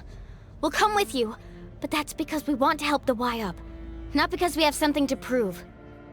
You don't have anything to prove either. It's okay if you reach your limit. We'll be there for you. All right. The sooner we get this done, the better. We've already come all this way, so we might as well try to get to the bottom of this. Let's go. This way. I'll stay here and try to stall the Abyss monster. All by yourself?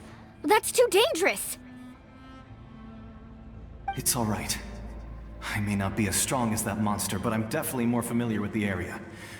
Besides, I don't have much time left. If you're anything like my friend, I'm sure you're not particularly fond of goodbyes. So go. Achieve your goal, and return to the world where you belong. Thank you for everything. You're a true hero. Thank you. No one fights alone.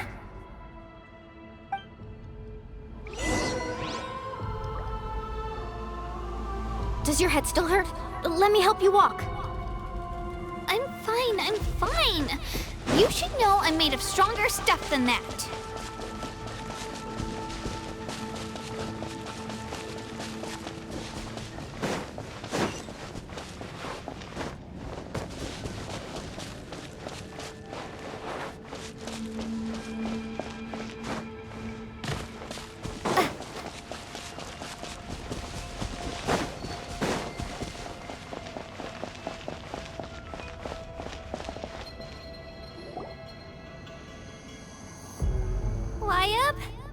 Wayab!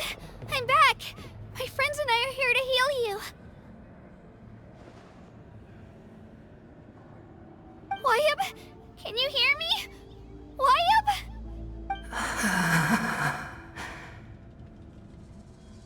So we were right. The contamination is already too severe. It's preventing the Wayab from answering our calls. Alright, get ready everyone. Time to purge the abyssal energy from this place. Careful.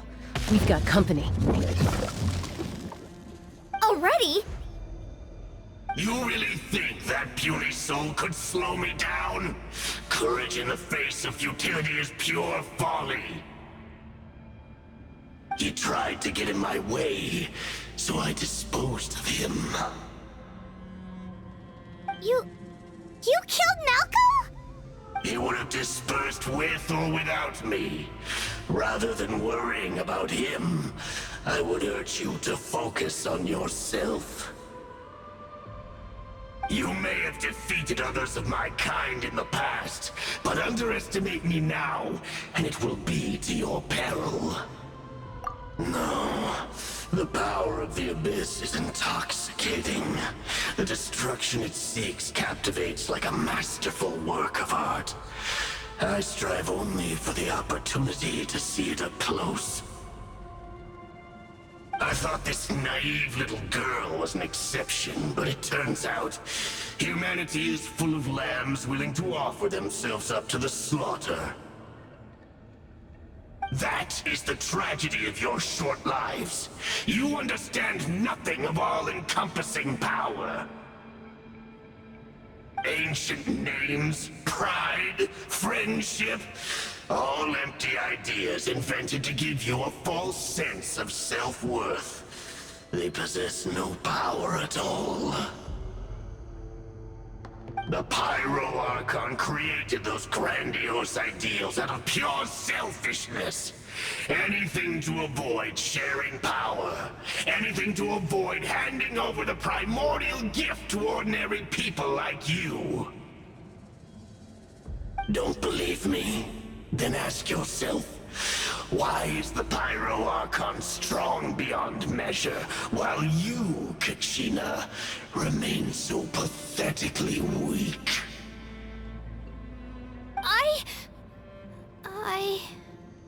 Kachina! Give me your hand.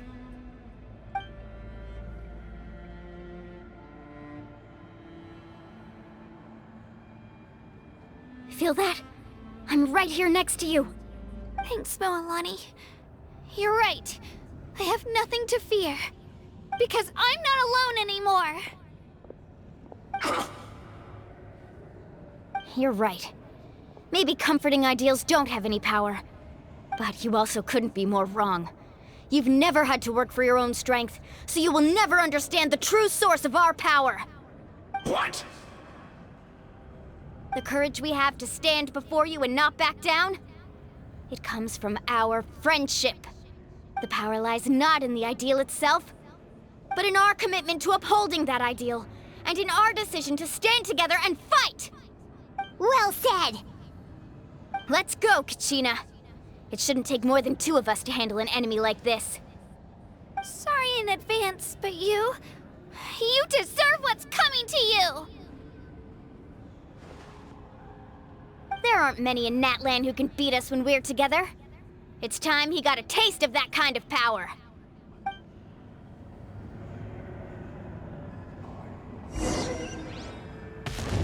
From the act Need a surfboard? to this world of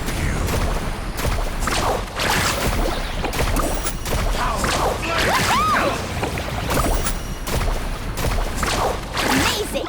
Catching at the flame! What's the surfboard? Right here! how brightly burns the earth! Clear the area! Carving waves! Woohoo!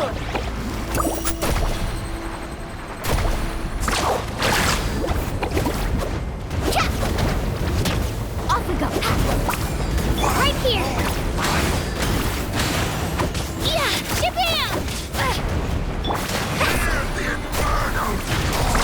Amazing! We won! We actually won!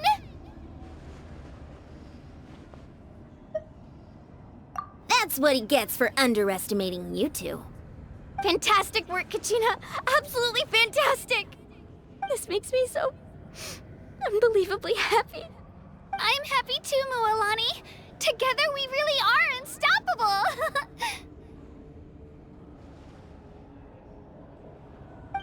Huh? What's happening?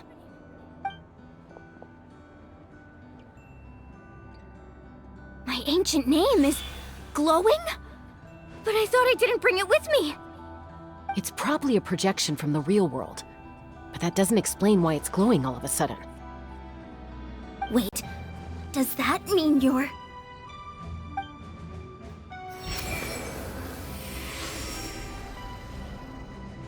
That was a bold move, diving headfirst into the fire to save your friend, especially in a place so overrun with abyssal corruption. Still, seeing you pull it off was really something. Everything you said was exactly right. As isolated individuals, we stand no chance against the power of the Abyss. It took years' worth of scars and lots of unnecessary suffering for me to understand that for myself. The Pyro Archon's plan will unite us as one. Everyone has a part to play. Only then will we have the power to defeat the strongest of foes. Who are you? Tupac, a warrior from the people of the Springs. I fought against the Abyss during the invasion 500 years ago. I've heard that name before. You were the giant who saved all of Natlan. Since you were able to awaken my words from your ancient name, that means you have fully embodied the aspirations of the Wayub.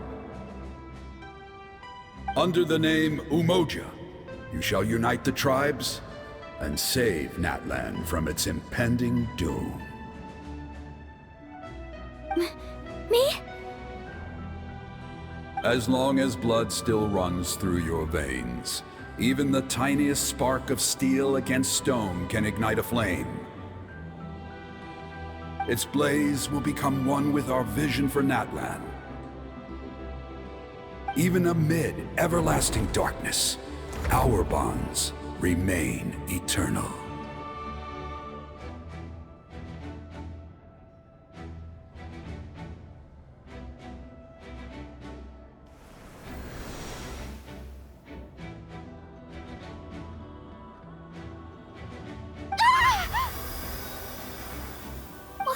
What's wrong, Malani? So many memories. My brain was just flooded with everything he once knew. So that's what happened. What do you mean? Did you just figure something out? 500 years ago, they foresaw the very crisis we're facing now. Efforts to save Natlan started all the way back then.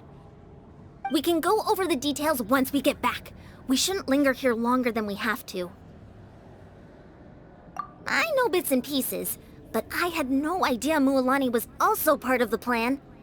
This sounds like something that's going to need a lot of explaining. Let's focus on saving the Wyatt first.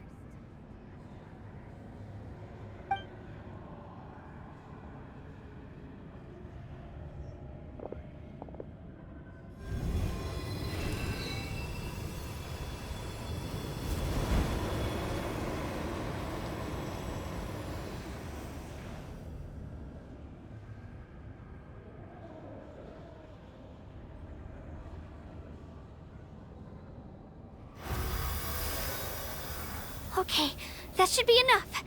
Wyatt? Wyatt? Can you hear me?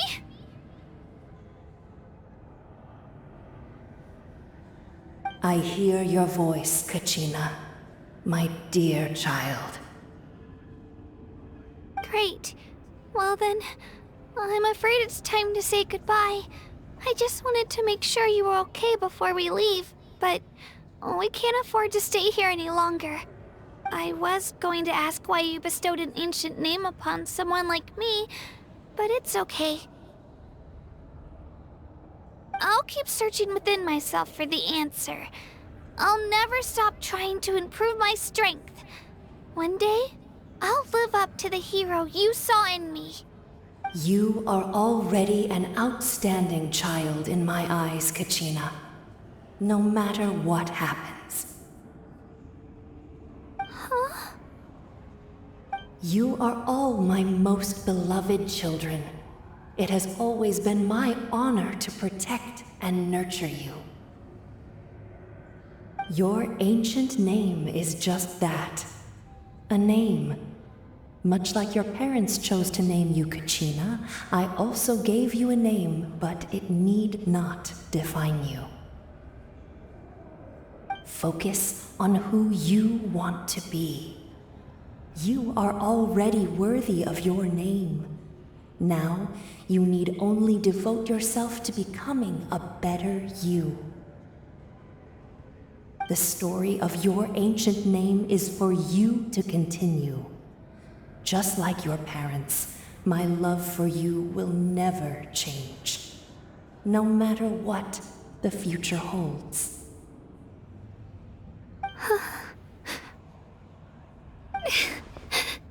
Thank you, Wyatt. It gladdens me to see the Pyro Archon's plan move another step towards completion. But it is time for you to leave this place. The situation here is getting worse. Go now, my children. Save Natlan on behalf of all you hold dear. I know we've never met before, Wyatt, but I just wanted to say thank you for encouraging Kachina. It was exactly what she needed to hear. Whoa! What's going on? An earthquake? We're out of time. It's the power of the Abyss. Quick, we need to run!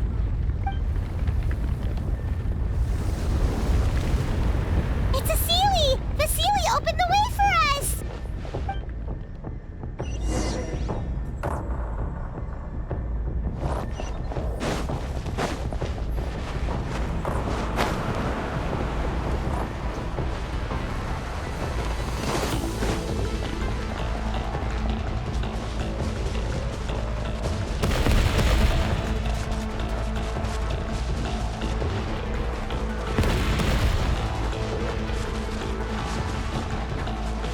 The opening in the sky! It's closing! We need to hurry, or we'll be stuck here!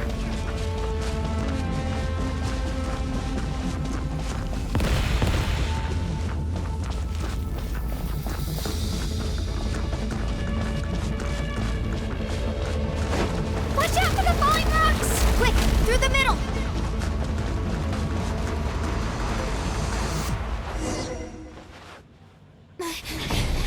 Come on, faster! We'll never make it!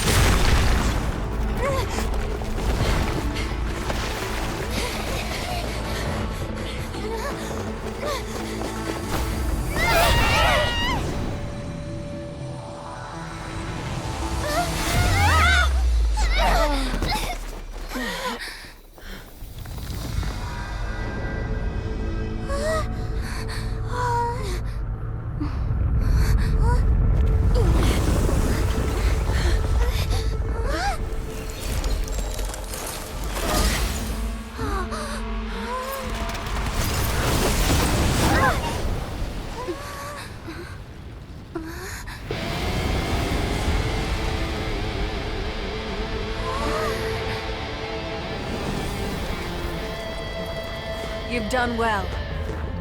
Now come home.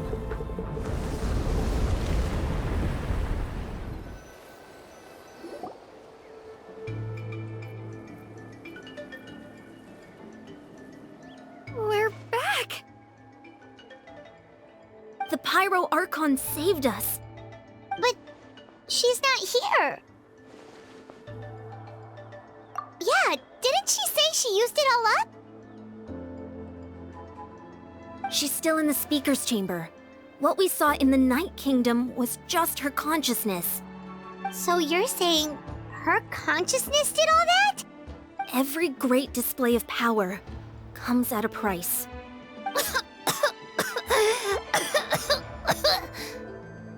You must feel terrible, Kachina. Just hold on. We'll get you to a doctor soon. Let's get back to the stadium. The Pyro Archon said she'd have a doctor waiting for us. I recommend getting a full checkup, just to make sure no damage gets left behind. Paimon feels okay. What about you, Traveler? Right. You always seem to do pretty well against the Abyss. Let's get going. We need to share what we learned in the Night Kingdom as well. Right. The Wyatt mentioned something about the Pyro Archon's plan. What is it exactly? I'll let her explain everything. We're all a part of the plan now. Every move we make from here on out will decide Natlan's ultimate fate. Huh. There's a lot less stuff here than before. It's good to see you all here in one piece. I know you must have a lot of questions, but let Koichi check you over first. It's best not to let any lingering effects of the Abyss go untreated. Thank goodness you made it back.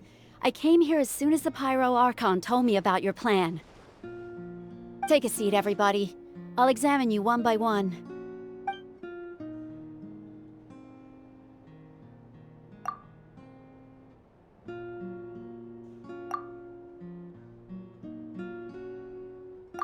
All right, that should do it for now. But just to be safe, I'll perform another checkup in a couple of days. I have to say, though, I've never seen anyone react to the Abyss like you, Traveler. It's like you're completely immune to its power. She's always been special like that. She can even purify its power. Wait, now that you mention it, Paimon doesn't think she's affected either. Given the current situation, that ability will likely play a great role in the events to come. Of course. I still have patients to see, so I'll head out. Thank you, Koichi. All right, all right. We might not see eye to eye, but we both had good intentions. Just give it time. I'm sure we'll figure things out between us one day. Yeah.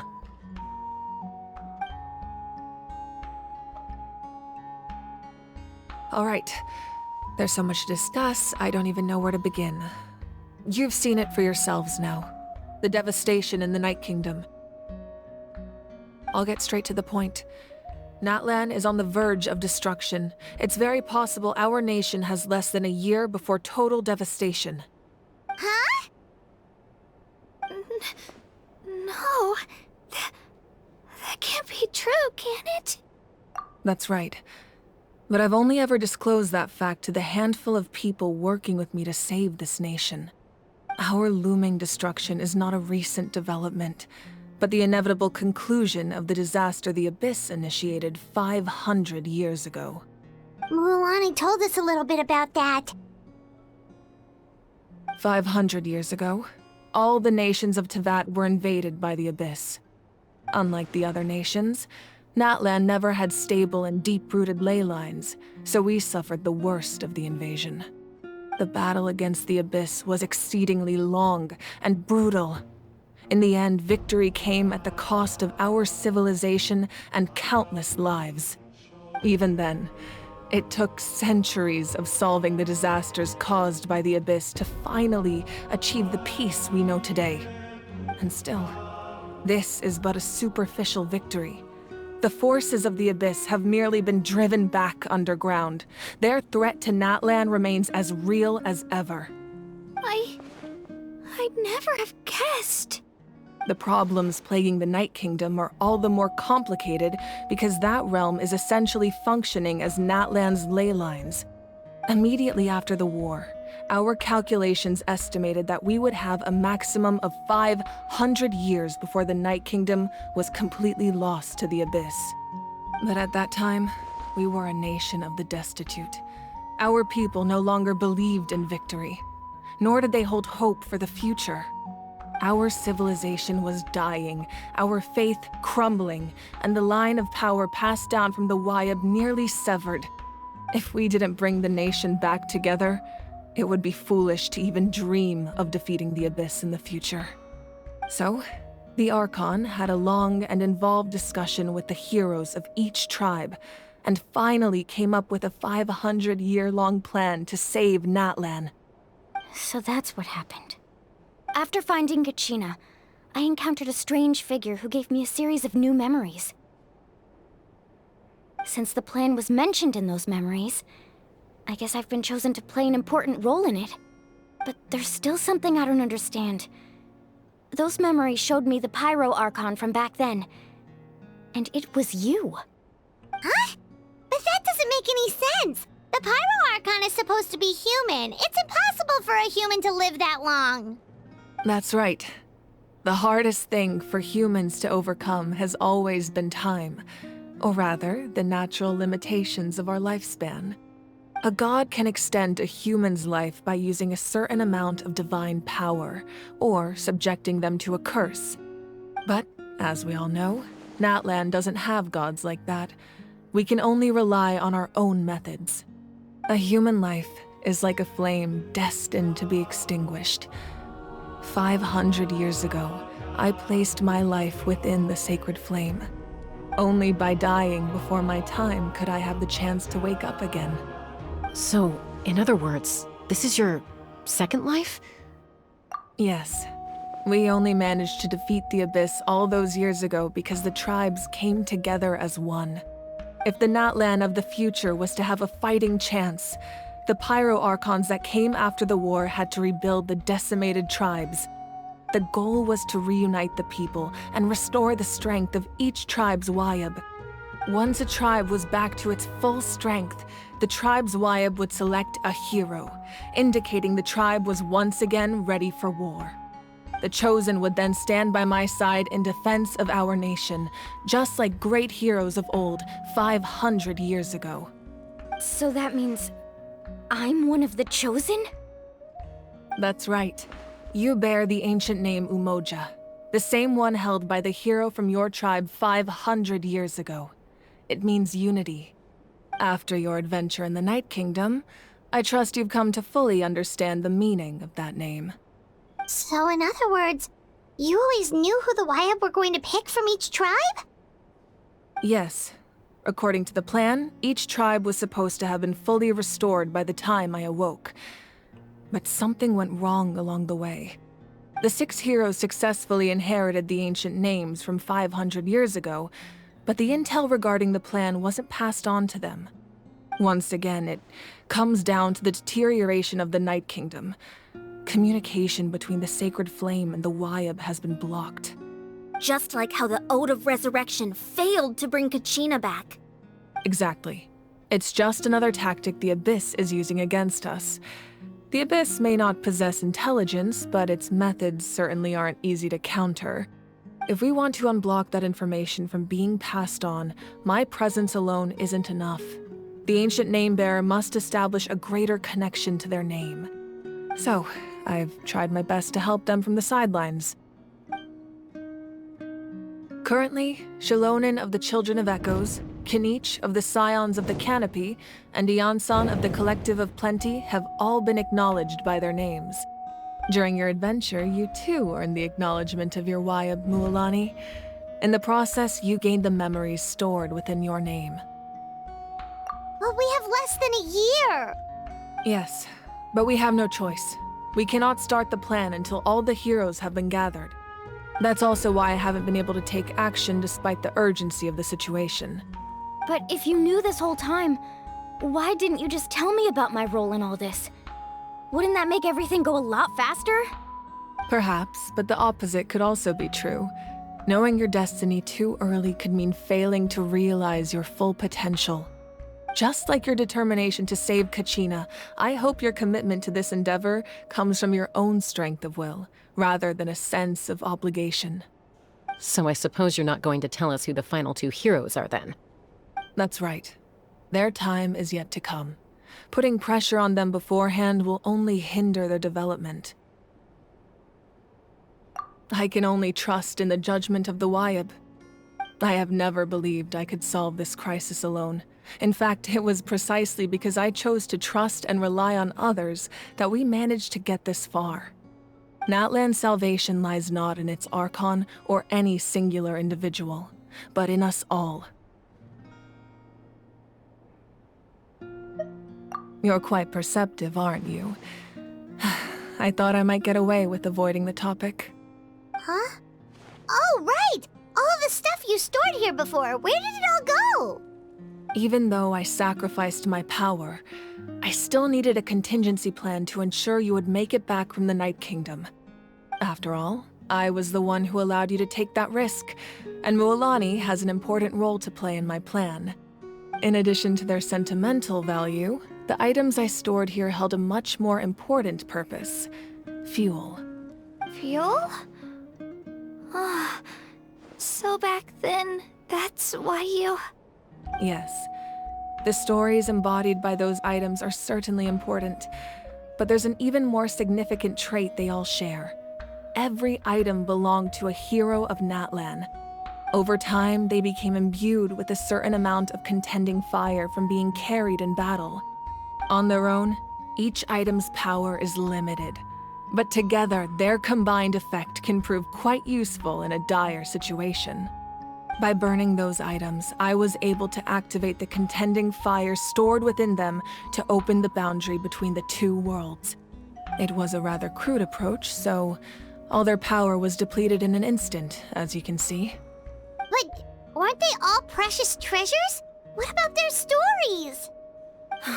That's exactly why I dragged you all here. No matter what, I never wanted the Pyro Archon to have to use that power.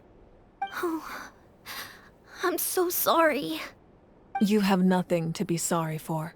You all deserve my thanks, actually. If you hadn't saved the totem pole, that area of the Night Kingdom would have been forever lost to the Abyss. And then, it would only be a matter of time before the Children of Echoes was met with disaster. Besides, when those heroes entrusted their belongings to me, or the Pyro Archon of their time, it was out of a desire to contribute to Natlan's survival. If they knew those items helped save the present-day heroes of Natlan, they would not mourn their loss. Even when you put it that way, I still feel bad. There's no need. Remember what I told you about time? The people and the events of the past are never truly lost to us. We simply carry them with us in a different form. In that sense, we didn't lose anything at all. If you still have regrets, let them fuel your resolve in the battles to come. Your deeds will become new legends and nurture new forms of power just like the items once stored here. Well, we'd still like to return the favor. Well, if that's the case, just treat me to a drink sometime. Now that Kachina has returned, we can finally hold the victory feast and celebrate your team's triumph in the Night Warden Wars. And we could all use the rest, that's for sure. Plus, you'll be able to silence everyone who doubted you once and for all, Kachina. Still, now that I know the danger we're facing, having a victory feast doesn't feel right. Try not to let it get to you. It's important to stay calm. Worrying about it will only affect your judgment. All right, you should head out. I'll join you in a bit.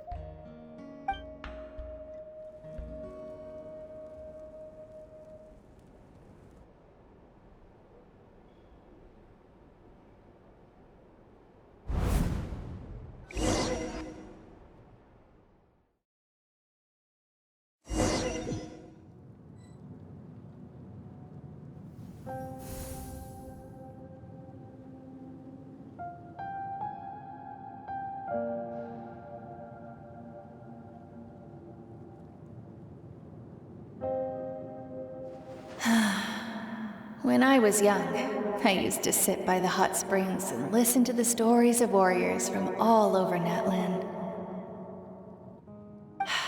They attract people from all walks of life. Friends come easy here, no matter what tribe you're from. The people of the springs have never claimed the hot springs as their own private property. They are there to bring all hot spring buddies together. It's been really nice, seeing the children of my tribe get older. It's helped me gradually understand the true value of the springs. I've witnessed their energy, their determination, their absolute passion for life. Even when they cause trouble, I never managed to hold on to my anger for long. It's unbelievable how quickly they worm their way back into my good graces. I'm certain Mualani will become a great warrior when she grows up. She possesses infinite potential. I can see it. One day, when I'm no longer in fighting form, I'll come here and tell stories to all the children, just like those warriors did for me. So, you better get busy, Pyro Archon, or I'll end up running out of stories.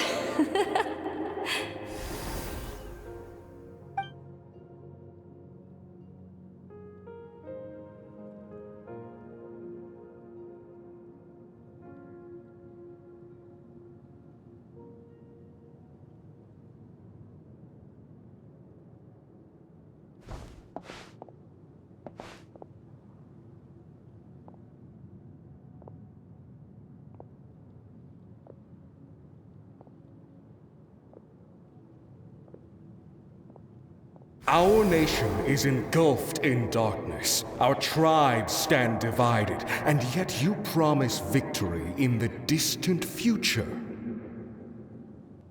The Abyss is a cunning enemy, one that I faced in battle many times. Were that not the case, I would never understand exercising this degree of caution. My rage will never know absolution, and my power will no longer aid you in victory. But you came to me because you knew you could convince me with just a single sentence. I understand your choice. The heroes of today will forge the path ahead with blood and fire. Just remember to earn us the victory we are owed. Otherwise, rest assured, I'll find a way to collect the debt. For Natlan.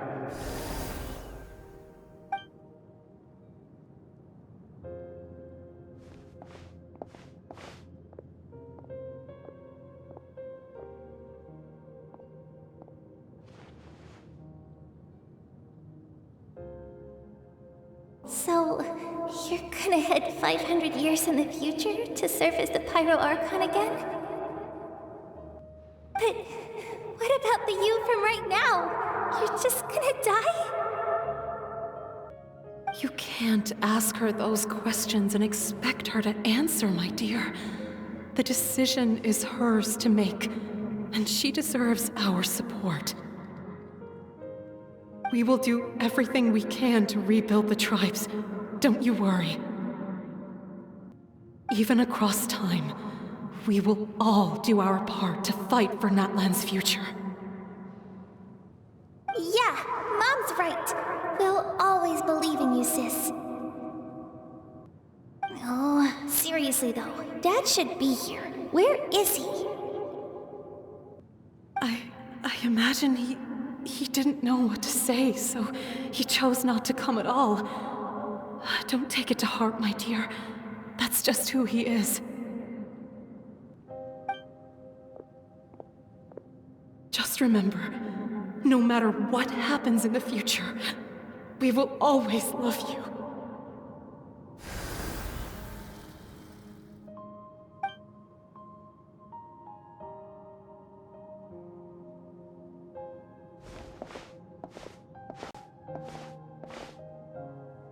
I'll come find you one day.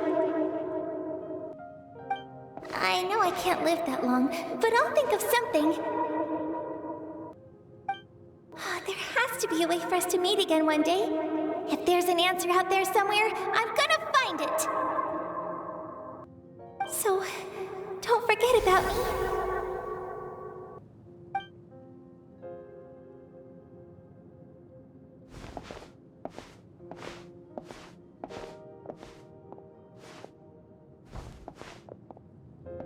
If that's your decision, then you have my full support, Archon. May our children live to see such a lovely son. For Natlan! No one fights alone.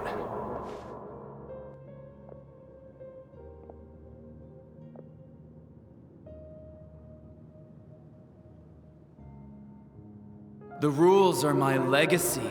They shall grant us the strength to overcome the next tragedy. War forged the 6 tribes, taught us how to fight, instilled in us what it means to love. Who will be the one to bring this to an end?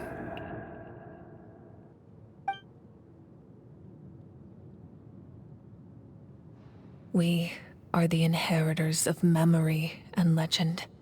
Those who grew alongside sun and wind. Those who forged our own destiny and future. That is Natlan's fire. The lifeblood of our nation.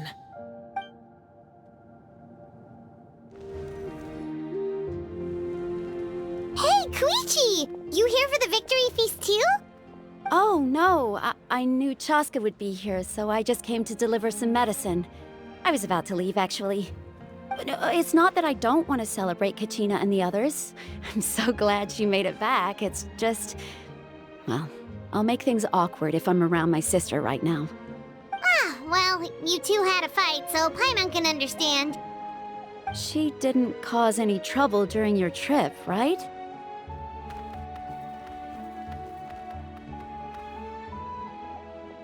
Yeah, she was super helpful. She gave us a lot of useful information about the Abyss. That's good. That's all I needed to know. Is there a reason you asked? You were pretty outspoken when we first met, but now it's like you're holding something back. Maybe it seemed unreasonable, picking that fight with her before you left, but I did it for a reason. Her impulse to fight is extremely strong.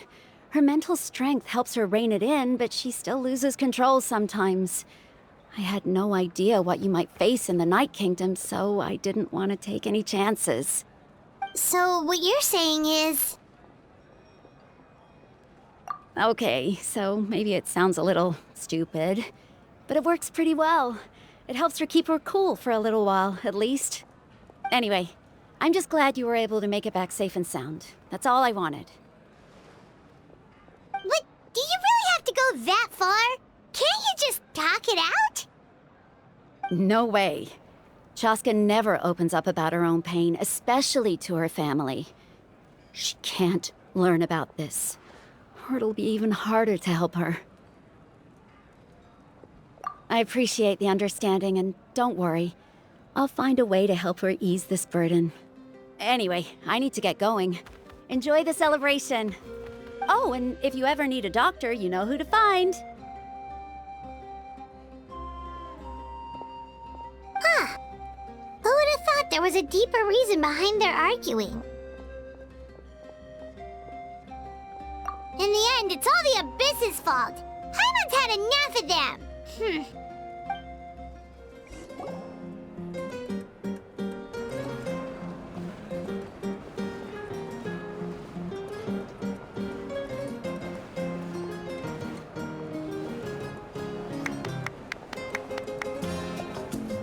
Let's give a huge round of applause to our brave young warrior, Kachina!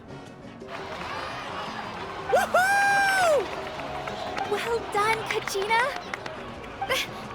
Thank you, everyone. I'm so glad I finally made it. I always knew you could do it. With so much potential at your age, you have a great future ahead of you. You're one to talk. Don't think I didn't know you were the first person to abandon your team.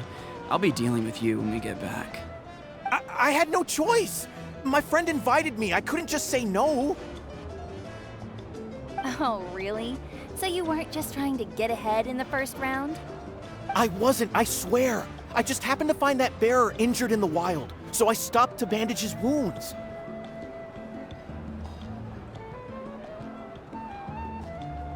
When he insisted on repaying the favor, what was I supposed to do? I'm just one person. I figured Kachina would have no trouble replacing me. But the fact of the matter is that after your departure, everyone else started thinking about swapping teams too. I'm really sorry, Kachina. It was wrong of us to abandon you like that. It's amazing that you still made it all the way through to the Night Warden Wars. That's the highest honor. So, what about you guys? Did you make it far? Our team captain drank too much the night before the competition and turned up late to the stadium on the day. We got disqualified.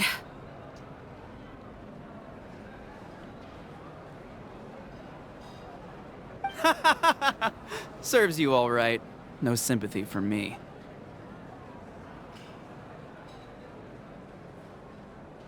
All right. There's no need to be like that, Uncle Pakal.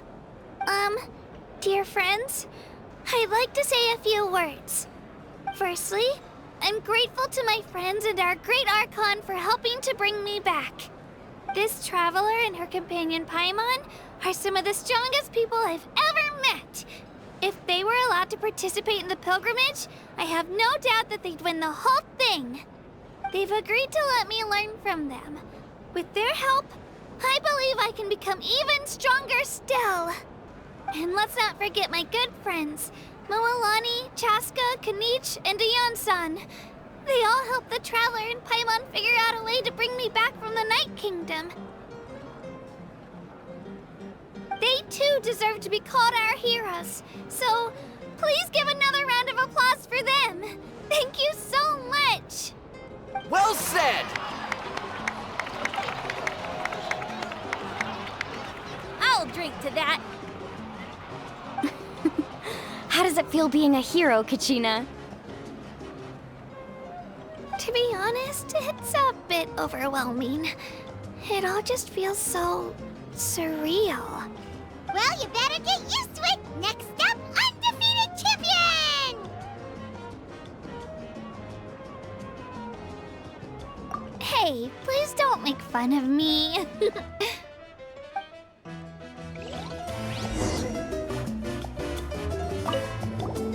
My apologies. I knew more than I let on. Everything comes at a price, and most heroes aren't people who set out to become a hero. If you cling too tightly to your goal, you end up losing things that are far more precious. But in any case, we're now on the same page. I wonder how long before the two final heroes appear. From the Flower Feather Clan and the Masters of the Night Wind.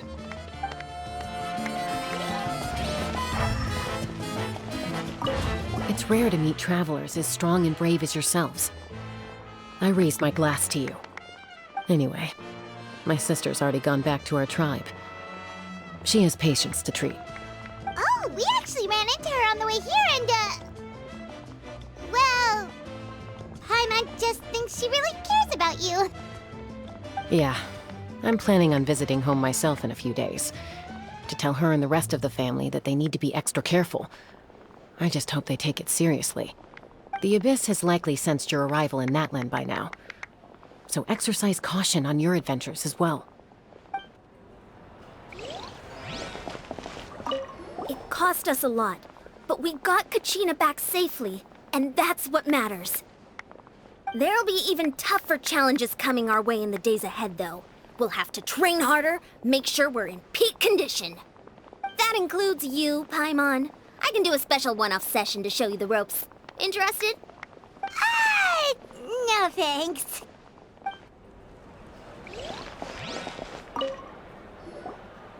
Now, at previous victory feasts, you'd always find me in the crowd singing and dancing. But after what I found out today, it's too much. I'm still trying to process it. It does feel weird seeing you so out of sorts. Is this another pearl of wisdom based on your adventuring experience? Well, Paimon agrees with the Traveler.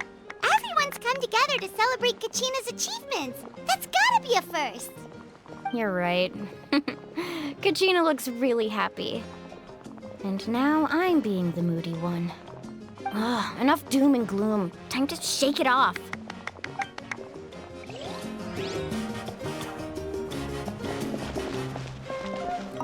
It cost us a lot. There'll be even... That includes...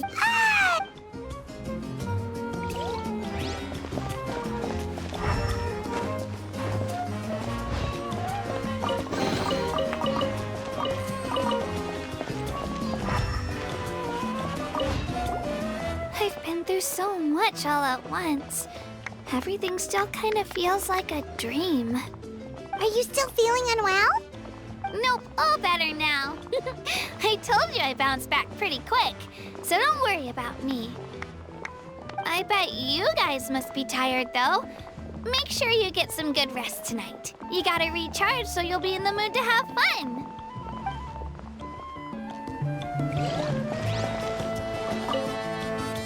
All right, Kachina, let's party! I'm a little embarrassed. Don't be. Come on, you're the star of the show today.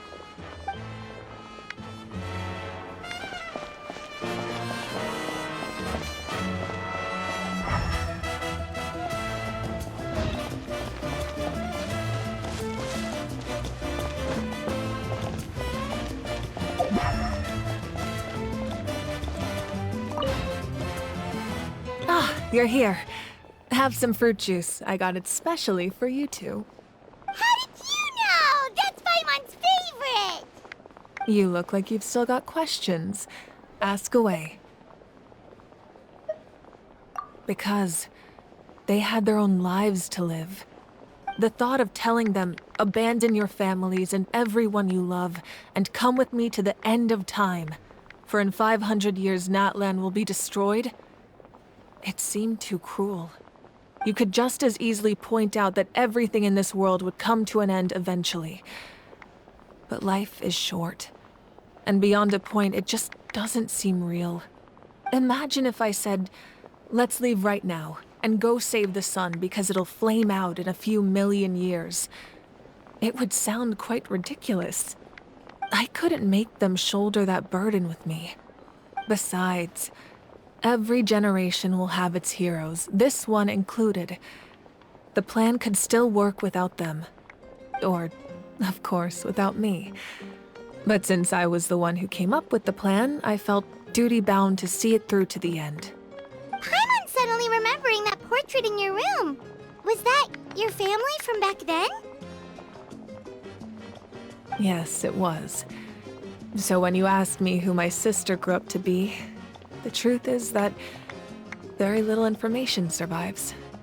From what I've been able to piece together, I can conclude with a reasonable degree of confidence that she ended up as an architect and artist. She played an instrumental role in rebuilding the scions of the Canopy tribe, designing and building many houses. But of course, none of her buildings are around anymore. Still, it was an impressive achievement, and I'm very proud of her. You feel loss keenly. It seems to stir up feelings of regret in you. But this is something I have long since come to terms with. This is a war, and there can be no war without loss. I am already far more fortunate than those who lost their lives to the Abyss. The people of Natlan look to me as their Archon, and the weight of their expectations is mine to bear. I must see our fate through to the very end, no matter what I may find there. Yeah, doesn't that mean the way everything ends has already been written, including your plan? I suppose, but so what? Don't forget, time takes many forms. The past, present, and future coexist, and all are equally important. Even if the future ends in destruction, there's still no reason to give up on the here and now. And it's precisely because we humans cannot know our fate that we will never give up on our struggle. This is a pivotal moment. We are still 2 heroes short.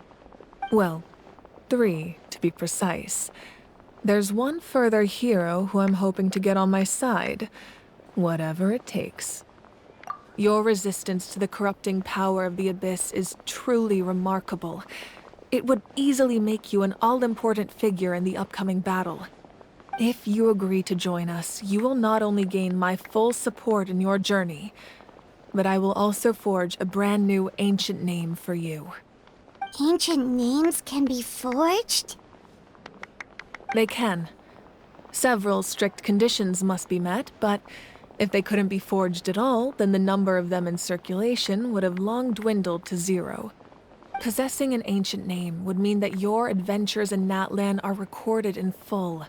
Your stories would be remembered by our people for all the years to come. The Ode of Resurrection may have temporarily lost its power, but still, take this as my personal guarantee that I shall never let you fall. Just like in the Night Kingdom, I will be there for you. That is a promise I will fulfill at all costs. This nation always honors its heroes. Yeah, we can't just ignore the situation here. Wonderful. Then I'll reach out to Shilonen right away. She's the one who will forge the name. We've never forged an ancient name for an Outlander before, but I trust she'll find a way.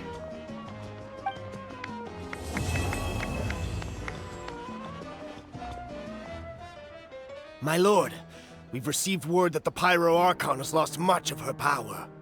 Although your injury complicates things, this is most certainly the opportune time to seize the Gnosis. Victory and defeat are rules, not outcomes.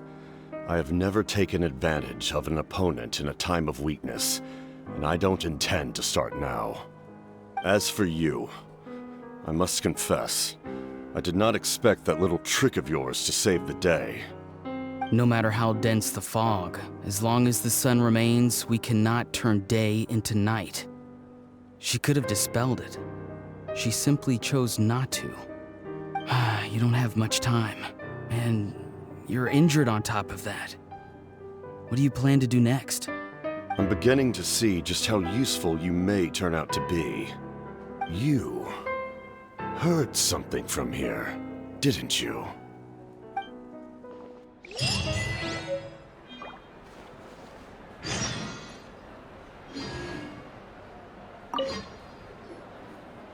Oh, something else you'd like to ask?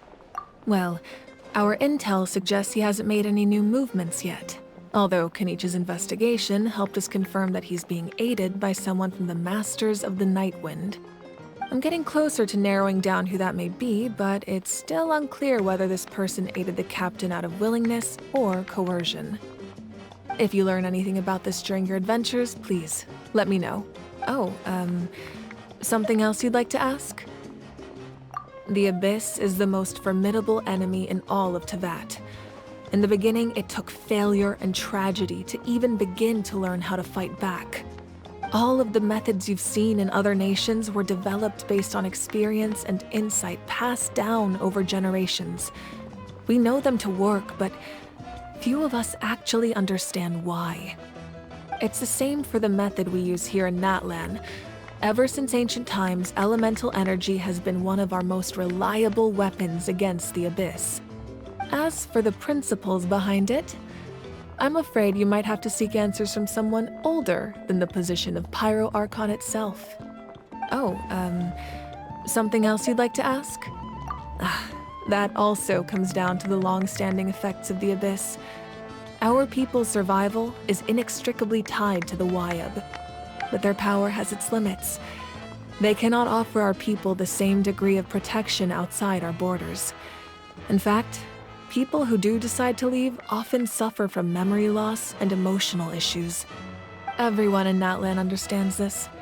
That's why our people never leave without a good cause.